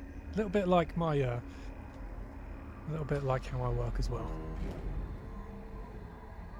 You know, it's all very, oh, I'm so fantastic, but when I fail, you know, it's all positives and glory if someone does something, but if you end up failing, then everyone has failed. It's on everyone. If only treasure could staunch the flow of otherworldly corruption. Okay, good. So we got the Rabid Gnashers, and of course we got the Caliph Shriekling. Now these, last time Embla had a bit of meat thrown at her. It's a disgusting little thing. Shall we point blank first or tracking shot? Yeah, why not? We'll knock you.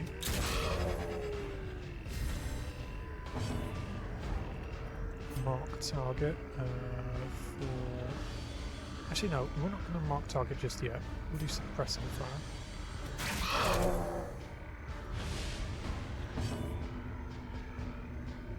Good. Do crippling shot for you. And then if it bleeds for...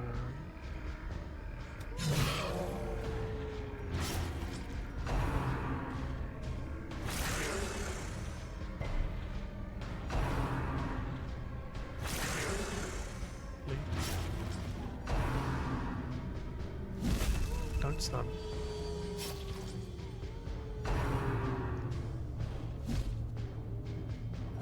Confidence surges as the enemy crumbles. Okay. Good dodge, Brasser.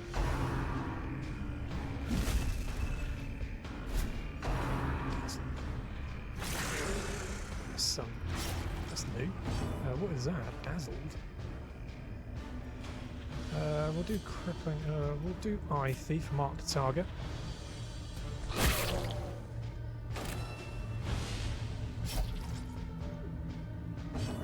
We could hack you. Back to the pit. Point blank shot. Another one falls. And powerful bandage you.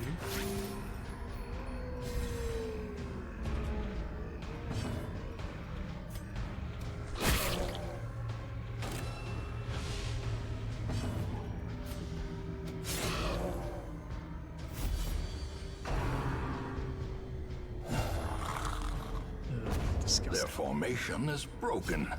Maintain the offensive. We'll heal 1 damage round for 2 rounds.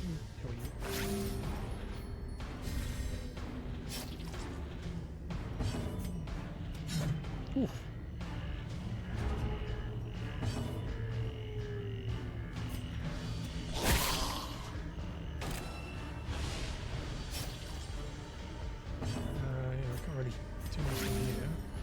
Healing's not too bad. Point blank. Pistol shot can't beat her. Executed with impunity. So we've got Onyx, gold. Cherished Letter. 5% virtue chance, plus 5% death blow resist. Wow, that's very cool. And a health stone, plus 10% max HP, minus 1 speed. Put those there, lovely. Okay, I'm still getting used to the synergy between these guys. It looks as though, you know, if anything is coming in, of course she can't really target anyone. Yeah, she can't target number 1. but not to worry. We're just going to have to try and figure out how these two are going to synergize with the marking and then shooting for some more food. Beast carcass, let's take some more food. 38 food.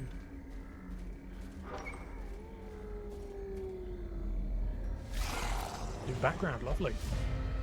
Oh yeah, the infected nymph. Okay, so... Okay, let's just pistol you.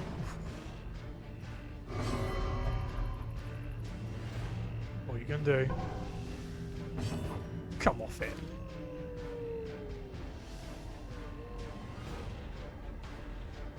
Imposters. Let's just try and take out one of you. Another abomination, cleansed from our lands.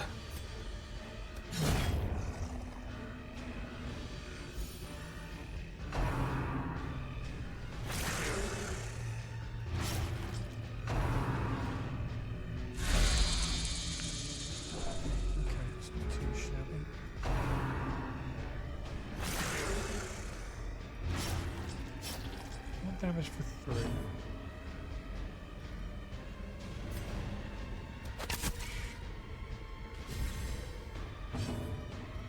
Duelist advance you.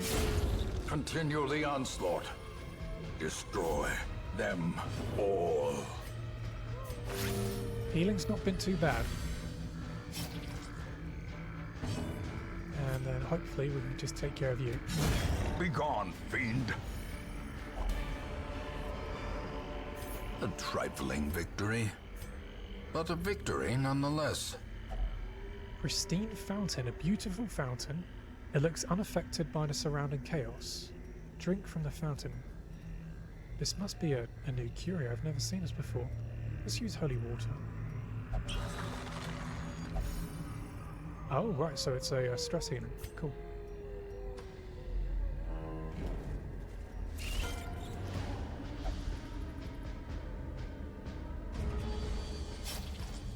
Let's mark you. A devastating blow. Okay.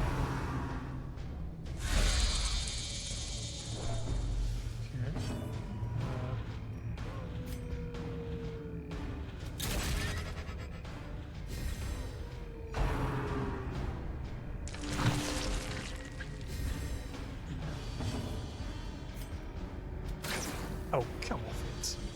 Supposed to be one of the best markswomen ever.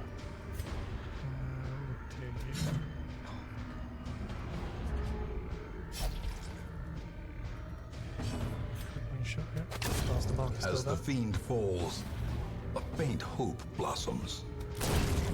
It's more like it. Ghoulish horrors, brought low and driven into the mud. Old tree. This tree has a huge hole in the trunk. Perhaps there's something inside. Search the tree. Bandages? That's been an effect. Anti-venom? Good.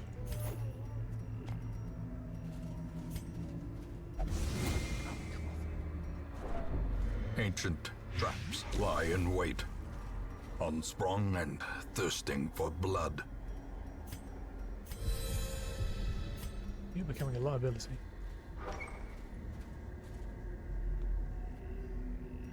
I like these backgrounds. Let's... Yeah, go to this room and then go up there. Last of the anti-venom on the old tree.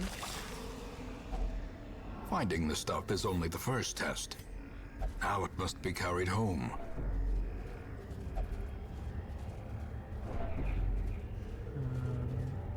Let's just feed everyone a little bit. We've got so much food.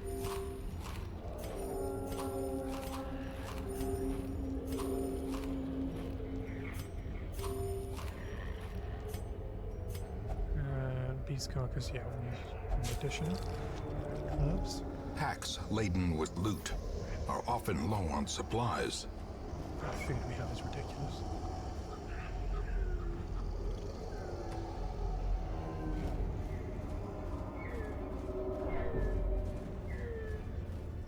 We'll leave the torchlight as it is. Try and get the most loot. Secrets and wonders can be found in the most tenebrous corners of this place.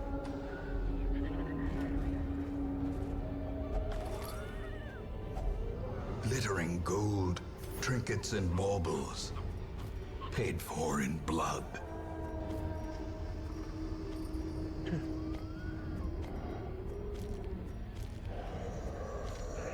Journal page. Journal of Darius Highwayman 3 of 6.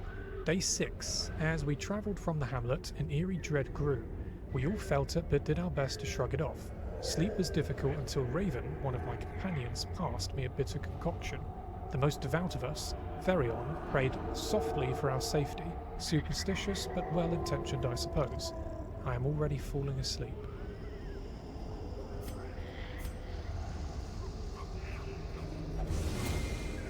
Guys, what is this? Ambushed by foul invention. Don't have any more anti-venom, but I've got so much food. Full food, I'm going 5% health. Cool. Let's go. Try not to be surprised. Ooh, back to back.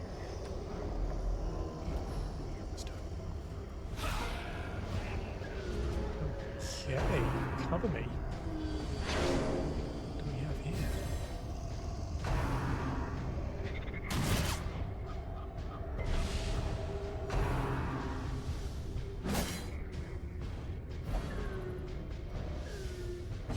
So that's -2 dodge for 3 rounds. So we got Brigand Cutthroat, who we fought before, the Brigand Fusilier, and then the Brigand Treasurer, 30 dodge. Barely anything on a resistance, but he's got cover me, which is a getting away in 1 round. Plus 10 dodge. Oh, we got him. Need to take him out.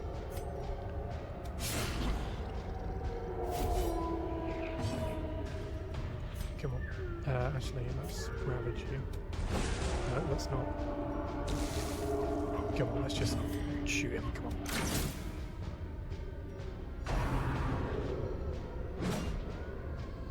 Iron Swan? Oh, I need to be in top. Oh well, let's get you. Press this advantage. Give them no quarter. I think he's on his way out, isn't he? Not yet. He's still there. One blank you. Eradicated. Decimated. Lovely. We'll come together.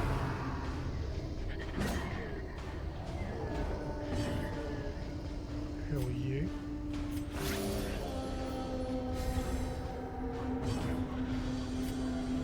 Wicked hack. Not for a great deal.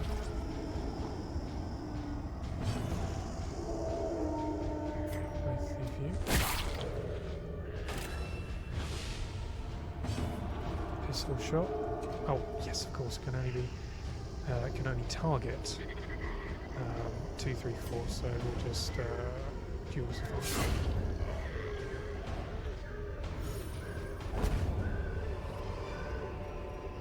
Remind yourself that overconfidence is a slow and insidious killer. A minor antique. Minor antique. A minor collectible worth money in bunches, 500 gold each.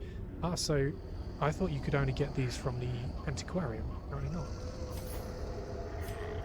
Oh, right.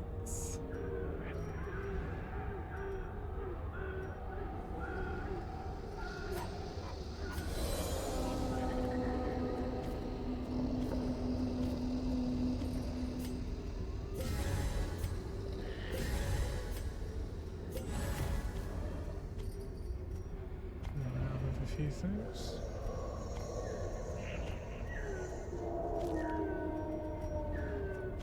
We get everything we can. The emeralds. Yeah. Breacher's Packard. Hedgeknight only is an uncommon. Plus 4 speed if in rank 4. Plus 4 speed on first round. Plus 10% skill chance on first round. We do have an ability of his that we can move him forward several bits, so that might be useful actually. We'll take that for now. Trinkets. Final round. Final round. Let's do it.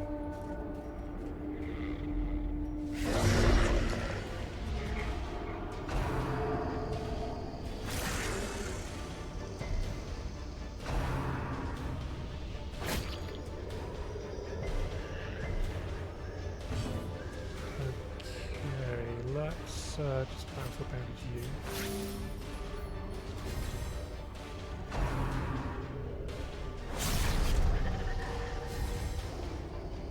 Ooh, plus 20% damage for as I'm 5 crit, Jesus. Let's fire damage you. This could be a bit of a nasty fight, to be honest.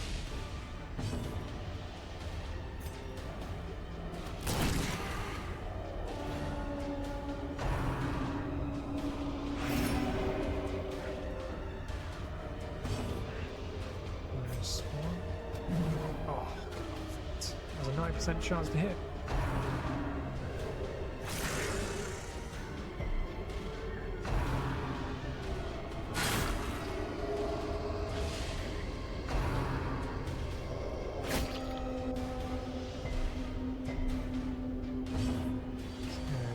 Pistol shot at you. Oh, God, it isn't. Oh, he's stealth. Stealth for 4 rounds.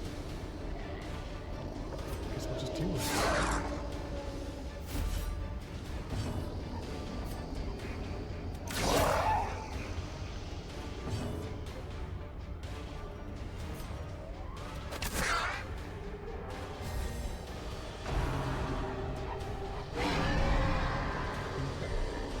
Good, resist the horror. Good. Finish you off.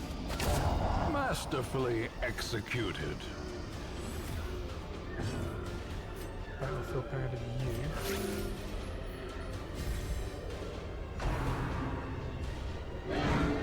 Good dodge. Point blank you. Obliterated. And hopefully, oh, he's still stealthed for another 2 rounds. Well, let's just buff you.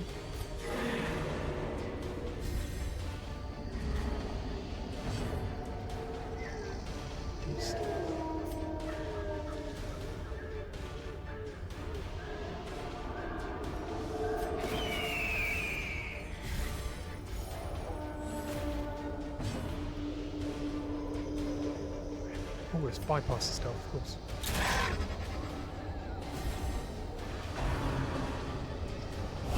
Unnerved, unbalanced.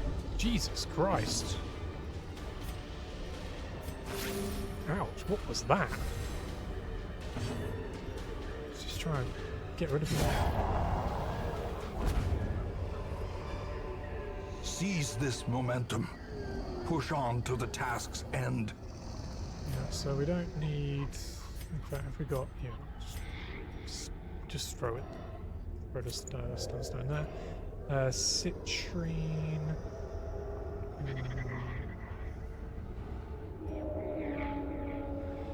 Don't need you. Although if we take all 12 back, that's a fair bit of money still there. Bandages are 150 each, I think. 75 each. Yeah, it's just... only 15 gold each. 25, 20, 5. Yeah, just get rid of you.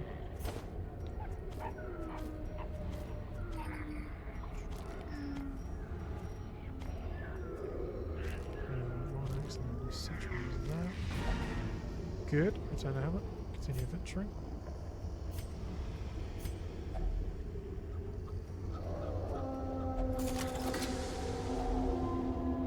Cool.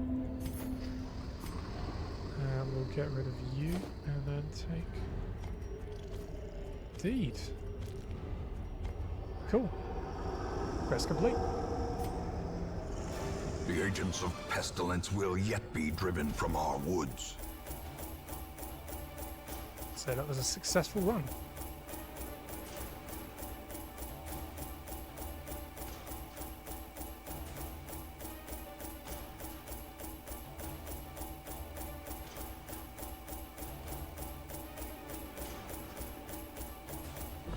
Lovely jubbly. So that's nearly 15 grand right there. We've got quite a few heirlooms again, and we've got, of course, the Falconer trophy.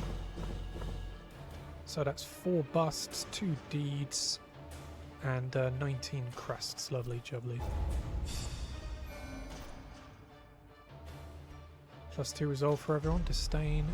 Second win. Plus 10% damage if HP below 50. Fear of beasts. Ugh. Plus 15% stress if any beasts present. Minus attack actually versus beast. Well, there will be beasts present in the wield, so we want to get rid of that. Jackal. Necromania. Fascinated with corpses.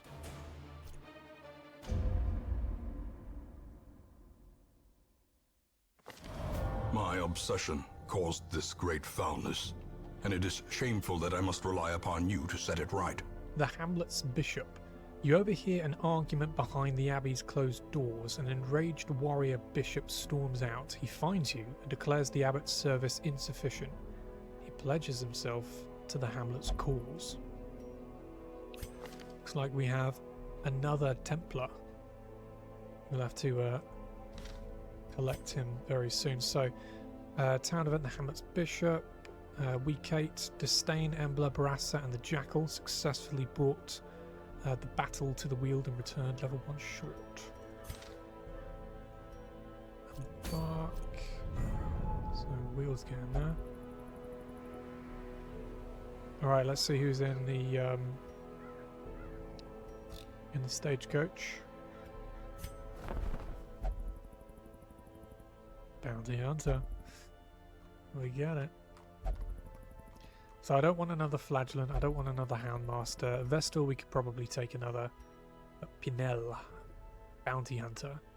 So Bounty Hunter, I wanted to partner with the Shield Breaker. And I want an Occultist as well to kind of have like a Mediterranean look. But then again, we could also take... we could have Mira and Digby with a Bounty Hunter, and maybe a healer in the back. That could work. Combat skills, so the Bounty Hunter comes us with Collect Bounty, of course. The Uppercut. Finish him. And Caltrops. Camping skills is Pep Talk. This is how we do it. Very cool. And then Scout Ahead. Resistances are, yep. No diseases. Quirks. Second win, plus 10% damage for HP below 50. Irrepressible, plus 5% virtue chance. Lovely. Fear of Unholy, plus 15% stress if any unholy present. Minus 10 actually versus unholy. Right, we don't want to take him to the ruins. He'd be perfect in either the Cove or the Warrens.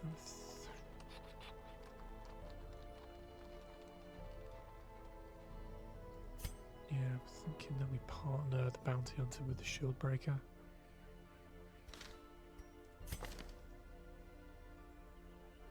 Base stats are, yeah, equipment, abandoned axe, and then rigid leathers. What's his outfits looking like?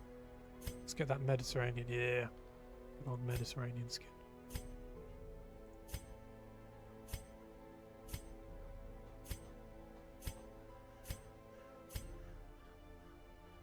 Good old Bloodborne related skin there. Okay, so I like that.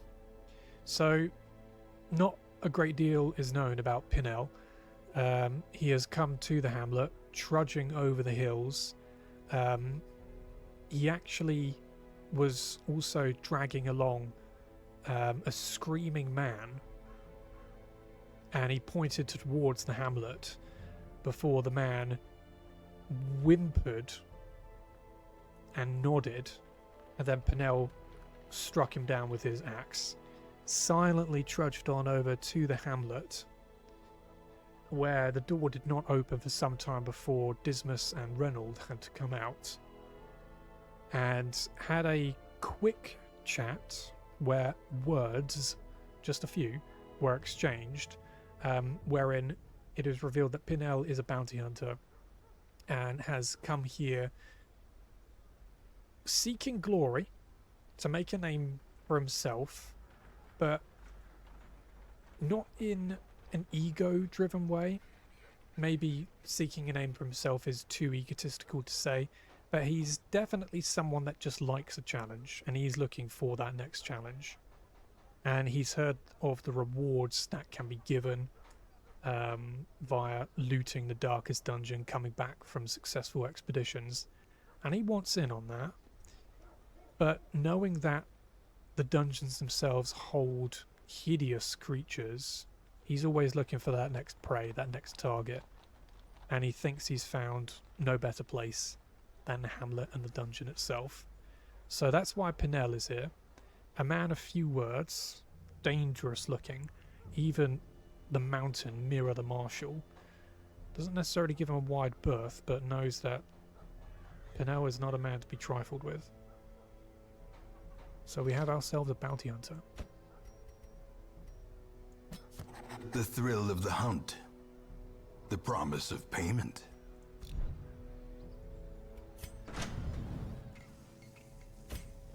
Pinnell. The bounty hunter favours an axe, hand axe and grappling hook, a pairing that allows him to ensnare and execute his quarry with professional efficiency.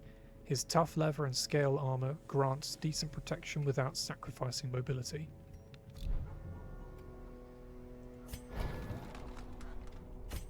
Bounty hunter. A brutally efficient single-target executioner and crowd control specialist. For the bounty hunter, planning is key. Mark targets for bonus damage or look for opportunities to capitalise on a stunned foe. He can also wreak havoc on an enemy's party's order using his grappling hook, flashbangs, and powerful uppercut.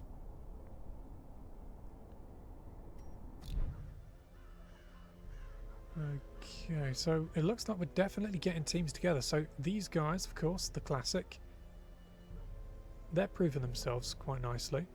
But I'm also going to rock these. These guys are going to go out very soon. I'm going to look forward to that. In fact, let's just... we want... yeah, Dazzling Light. Hand of Light. Yeah, we'll do Hand of Light.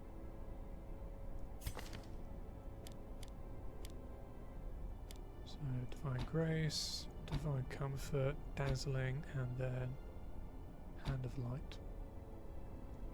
Guardian, the Warden. Warden.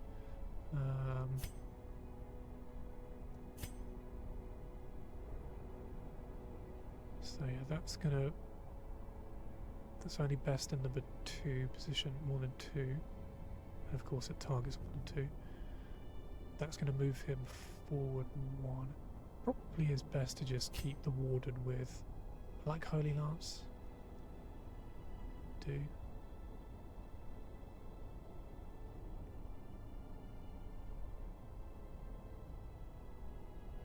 I think Bulwark is always a good thing to have.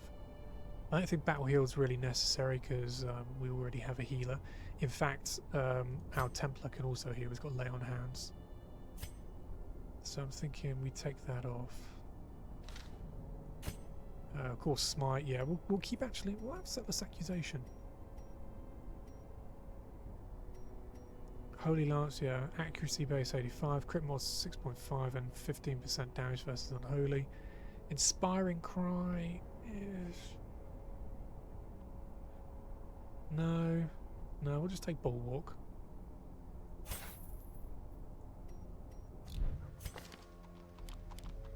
So, Smite, Zealous, Holy Lance, Bulwark.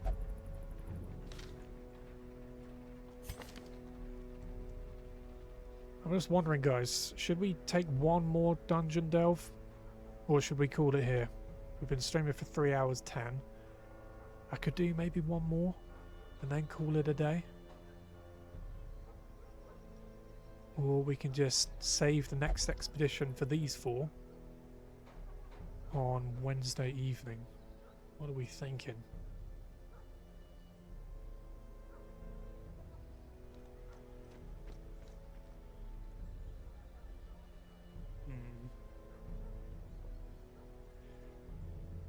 Ooh, I kind of want to play, but it's also 10:30.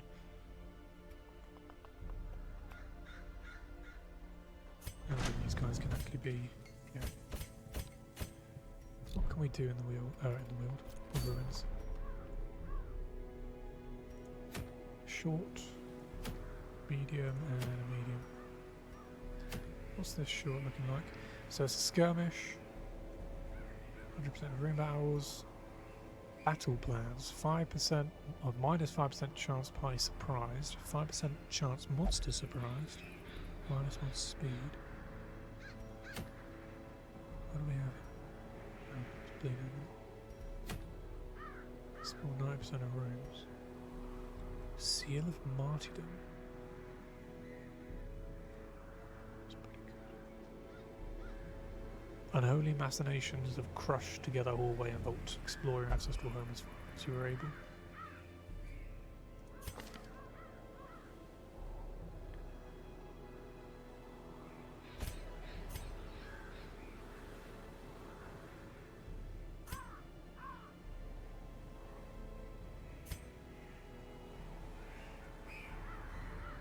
No one has any sort of... I'm not going to do a long journey with these guys now. We'll do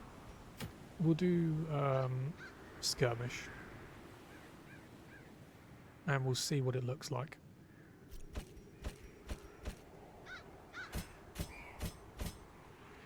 V's definitely in the back. The warden can use Holy Lance. Maybe get the abomination going. And then when he turns he can use slam, and then slam and Holy Lance can just interchange just like that. Manacles is 2 to 3, he can use that. Beat spell is 2 to 3. Rake is 2. Rage is 2. This could work.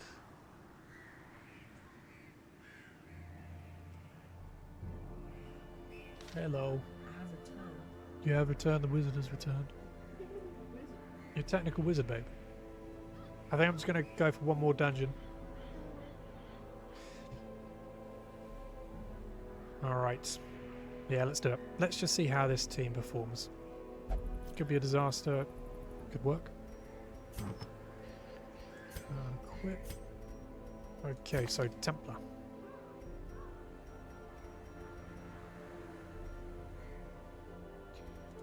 Let's just, right off the bat, let's just get all of this in. So, Youth, Chalice, and Encouragement's Charm. The Warden.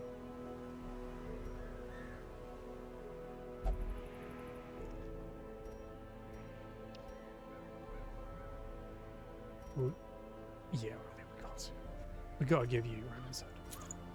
Got it. Abomination. -15% damage range skills.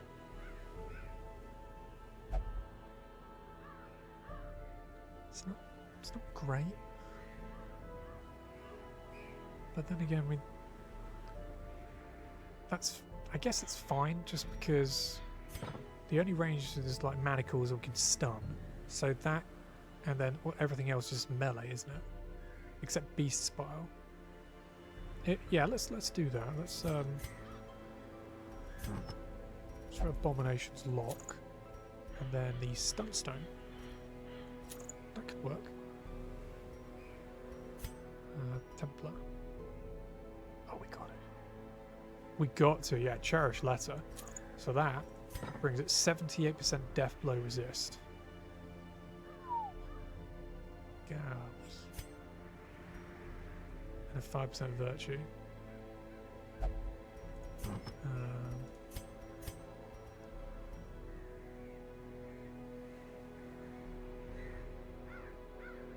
That could also work.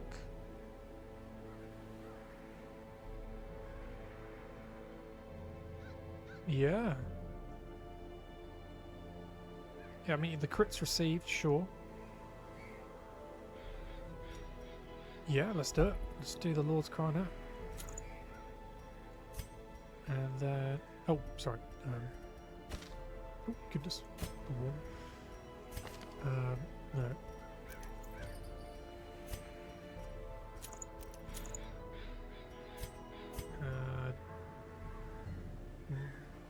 Ward, what are we giving you? Yeah, Cicada Shell, plus 20% protection. I think this is good. I think this is really solid. I think we're on for a winner, huh? Time will tell what we're doing.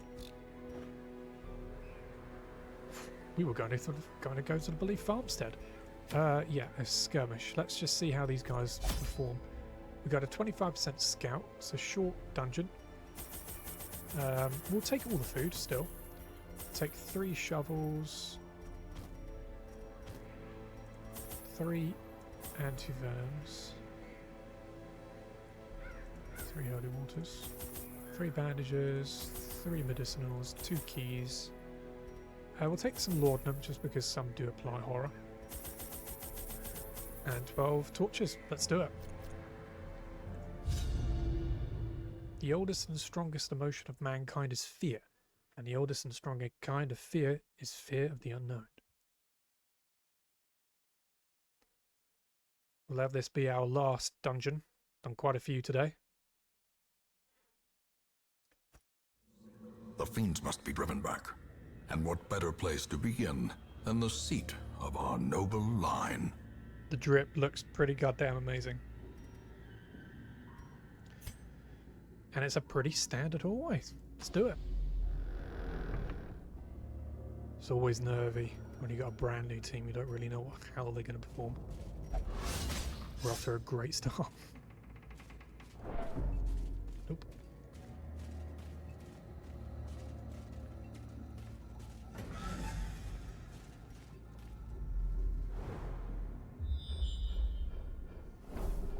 Okay. We've got 2 fights coming up. And a bunch of curios.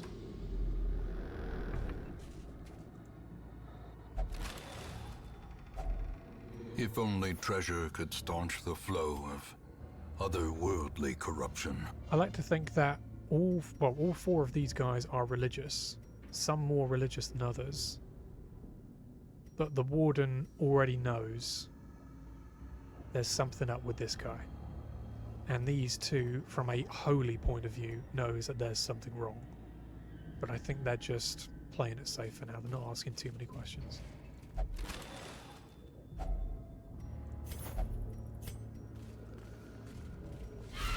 Okay. That stance. We're fighting maggots, beasts, lovely. Yeah, we'll smite to you and stun maybe.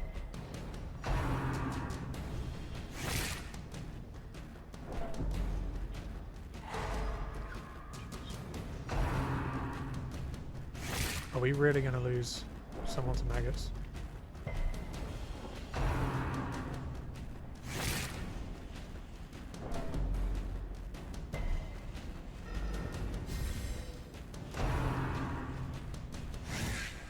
Okay, good.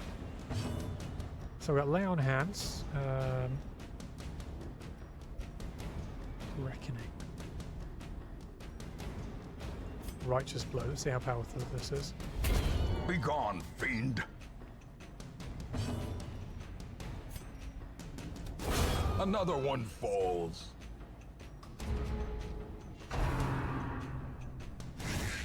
Good dodge.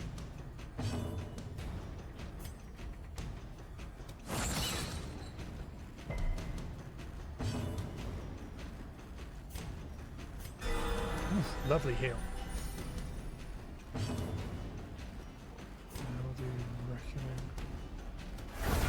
As the fiend falls, a faint hope blossoms.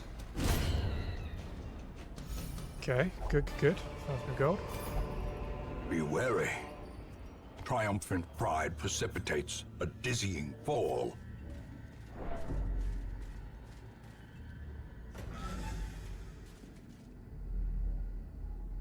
Lovely. not going to do that. We can do this though. Locked display cabinet. There could be valuables left inside, but the cabinet is locked. Try to open the cabinet. Use a key.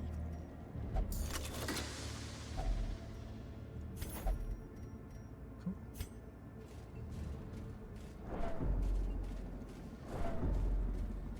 Just increase the torchlight a little bit.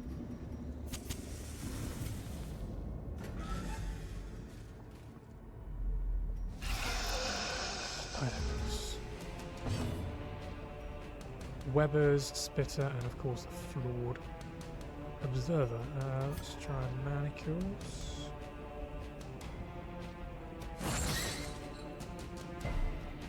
God, that stun charge just does not want to happen, does it? Don't stun.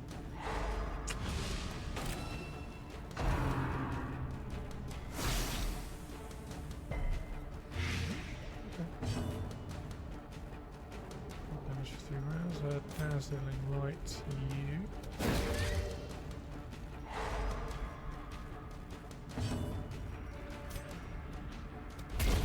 Executed with impunity.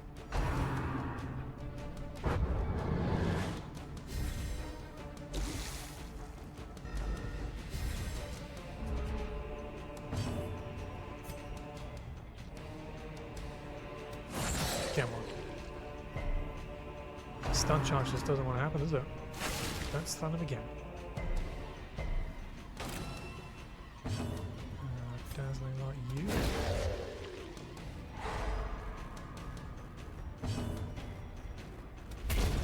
Continue the onslaught. Destroy them all. Seems like Templar is working out. Decimated. Stealth for another round. Absolution. The blood pumps. The limbs obey. Good dodge. Just one, come on. Their formation is broken. Maintain the offensive. Okay, I'm kind of liking the team right now. It's not too bad. Heirloom chest.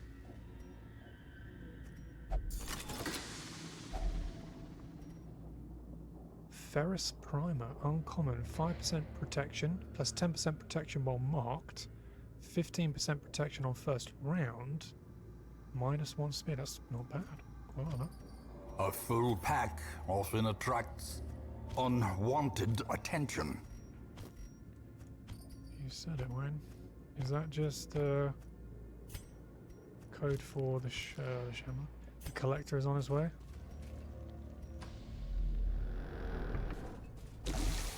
Good.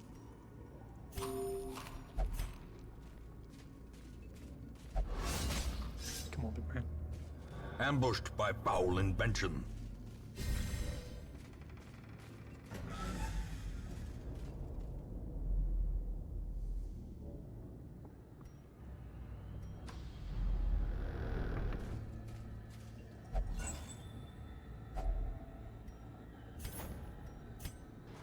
Not going to use any more torches.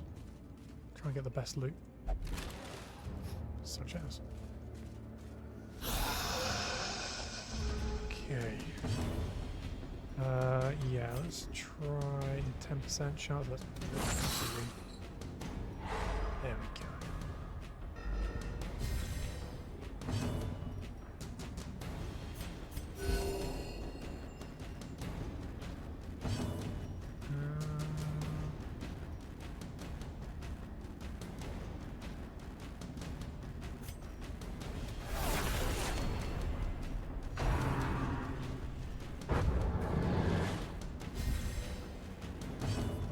Holy Lance.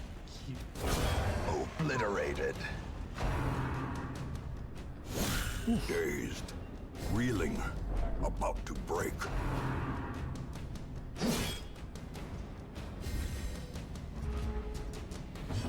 Plus 50% damage 3 rounds. Lovely from the Reckoning.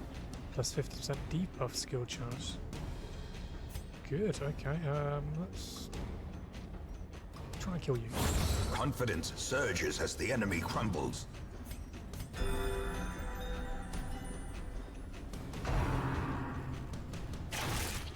Okay, just 5. That's not too bad. We'll righteous bow you. Impressive. Lovely. Jump. Don't move him back. Actually, no. If you want to move him back, you can just Holy Lance. Smite you. Press this advantage. Give them no quarter. How long you stealth for? Ever 1 round.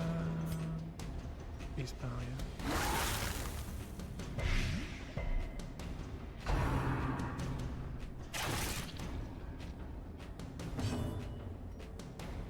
Clear the corpses.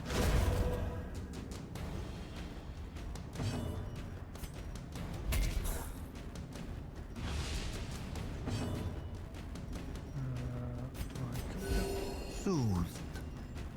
Sedated.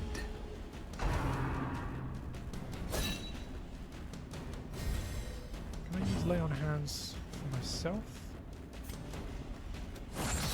Stun him? Lay on hands. Oof.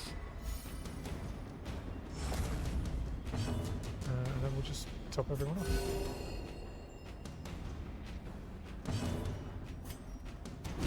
Destroyed. Indeed, lovely. Success so clearly in view. Or is it merely a trick of the light? Okay, see what we got.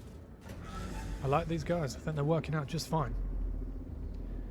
Final room.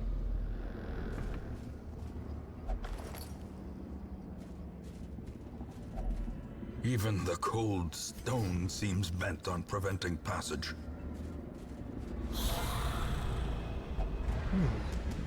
Okay, not too bad.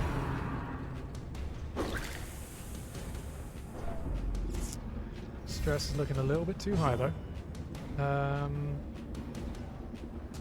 Let's just try and absolutely KO you. Nearly. Go on. Another abomination, cleansed from our lands.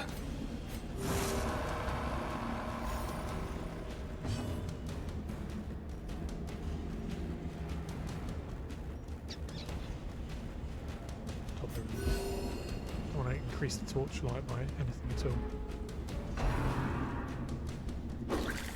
At the cost of some stress. Ooh, that's 25 as well. Yeah, I'll just... We'll stress you at least. Stress heal. Try and get some crits. Come on. There we go. Seize this momentum. Push on to the task's end. Let's you, and you. Default party order. Move some stuff along. Like so. And we'll take you. Okay, final room, final fight. Let's do it. Come on. Alright, okay. Too long.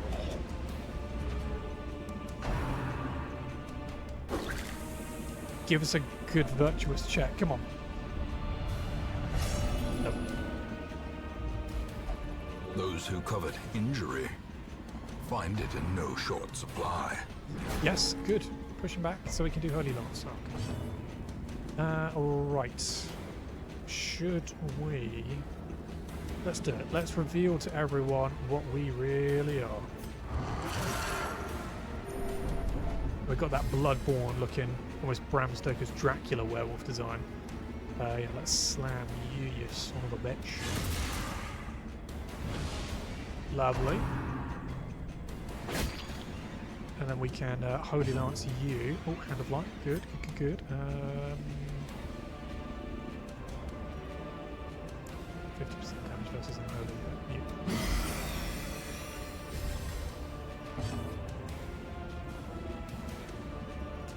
We don't need to lay on hands, although we can use double.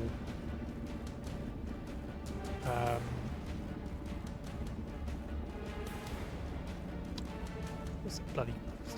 bloody thing called? Holy Lance. Jesus. Yeah. We'll use double Holy Lance by moving it forward. There you go, like so.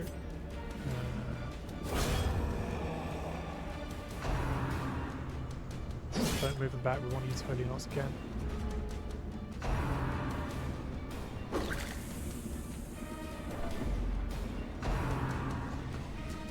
They're really going after her, Jesus.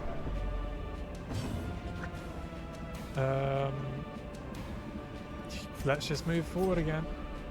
Get that Holy Lance. Yeah.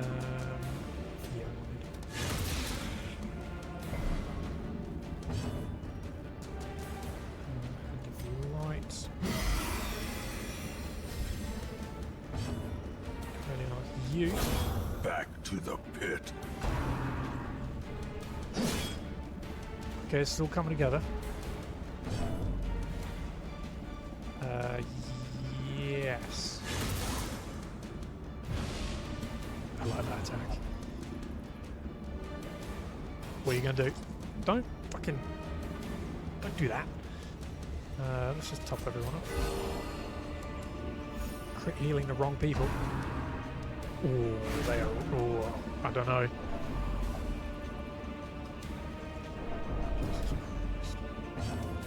I'm thinking if she dies, these three work really quite well. Maybe we could just swap for a man-at-arms and keep this guy as the main healer and maybe swap out for his healing ability as well. We've got a self-heal with the Abomination. It could work. It really could.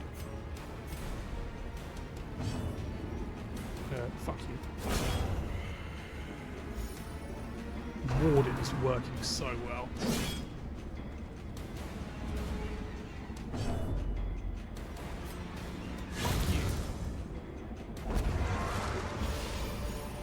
Ghoulish horrors, brought low and driven into the mud.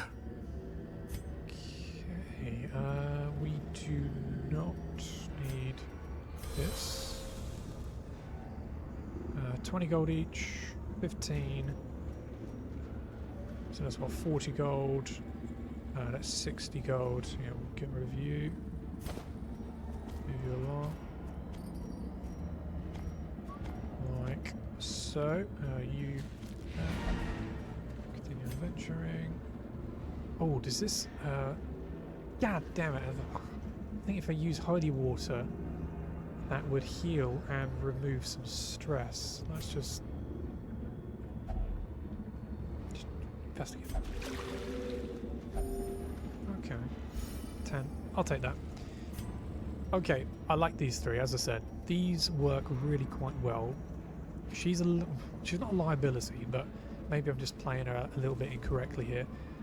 Perhaps I got to think of maybe instead of Hand of Light, which of course I'm already playing it wrong. You need to be in the first two, so maybe I'll switch out that for Judgment.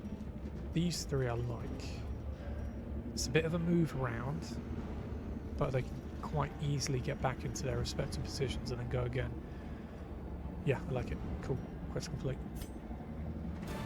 Room by room, hall by hall, we reclaim what is ours. And sometimes you just got to throw a party together to see if it actually works. It's just trial and error. So we got 10, nearly 10.5 grand. Yeah, okay. If not, just to see what they were like as a party. Narcissistic, alright, Baldry. Fast healer, plus 10% HP dealing, done while camping. Add a card. Eldritch Hater, lovely. 15% damage versus Eldritch and minus 15% stress if any Eldritch present. The War. Natural Eye, 5 accuracy range skill. Not. I don't think he does have any range skill, does he? Is Zealous Accusation ranged? Obsessed with food. That bastard. V.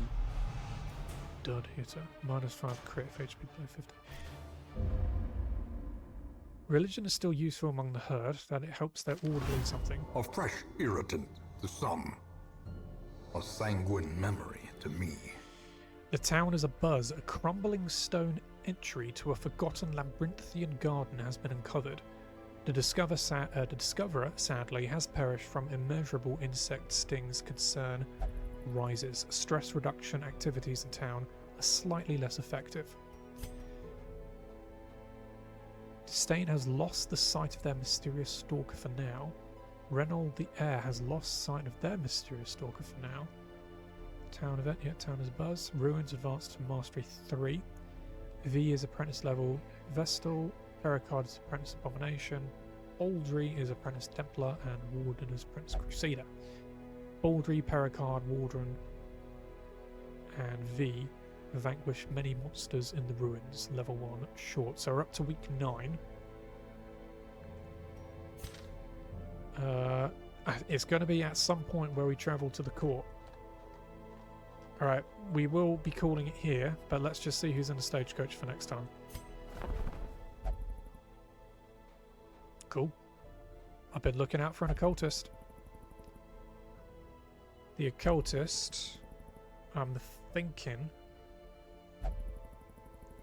Midnight Chris and Pinnell. Hold on. Just based on the fact that Kira is dressed like a pirate, let's have her, Midnight Chris, who is perfect in the Cove based on Blight. Pinnell, because, well, bleed isn't that great in the Cove. I mean, it's not, you can't bleed in the Cove. But he can mark. She benefits from that. She can also mark, but if he's marking, she can just take advantage of. Oh, I like it. You know what? This is going to work. Yeah, cool. Midnight Chris, Pinnell, the occultist, and then the sharpshooter. I'd say, yeah.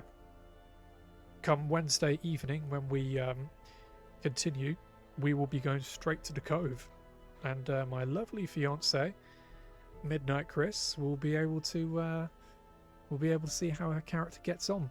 But until then, I will bid you all a lovely evening and farewell. We've been going for nearly 3 hours 40 minutes. A couple of hitches throughout. The game crashed several times, which has just become a common occurrence. That will of course be cut out of any of the YouTube videos that I upload, but for you guys, you get the real deal, the real experience. You get to have all of it, including the crashes. But again, thank you everyone for just jumping in, coming in for a few minutes, or staying for throughout the entire stream. Really do appreciate it. I'll be back 7:30 Wednesday later this week. Have a lovely evening or morning, depending on where you are. Bye bye.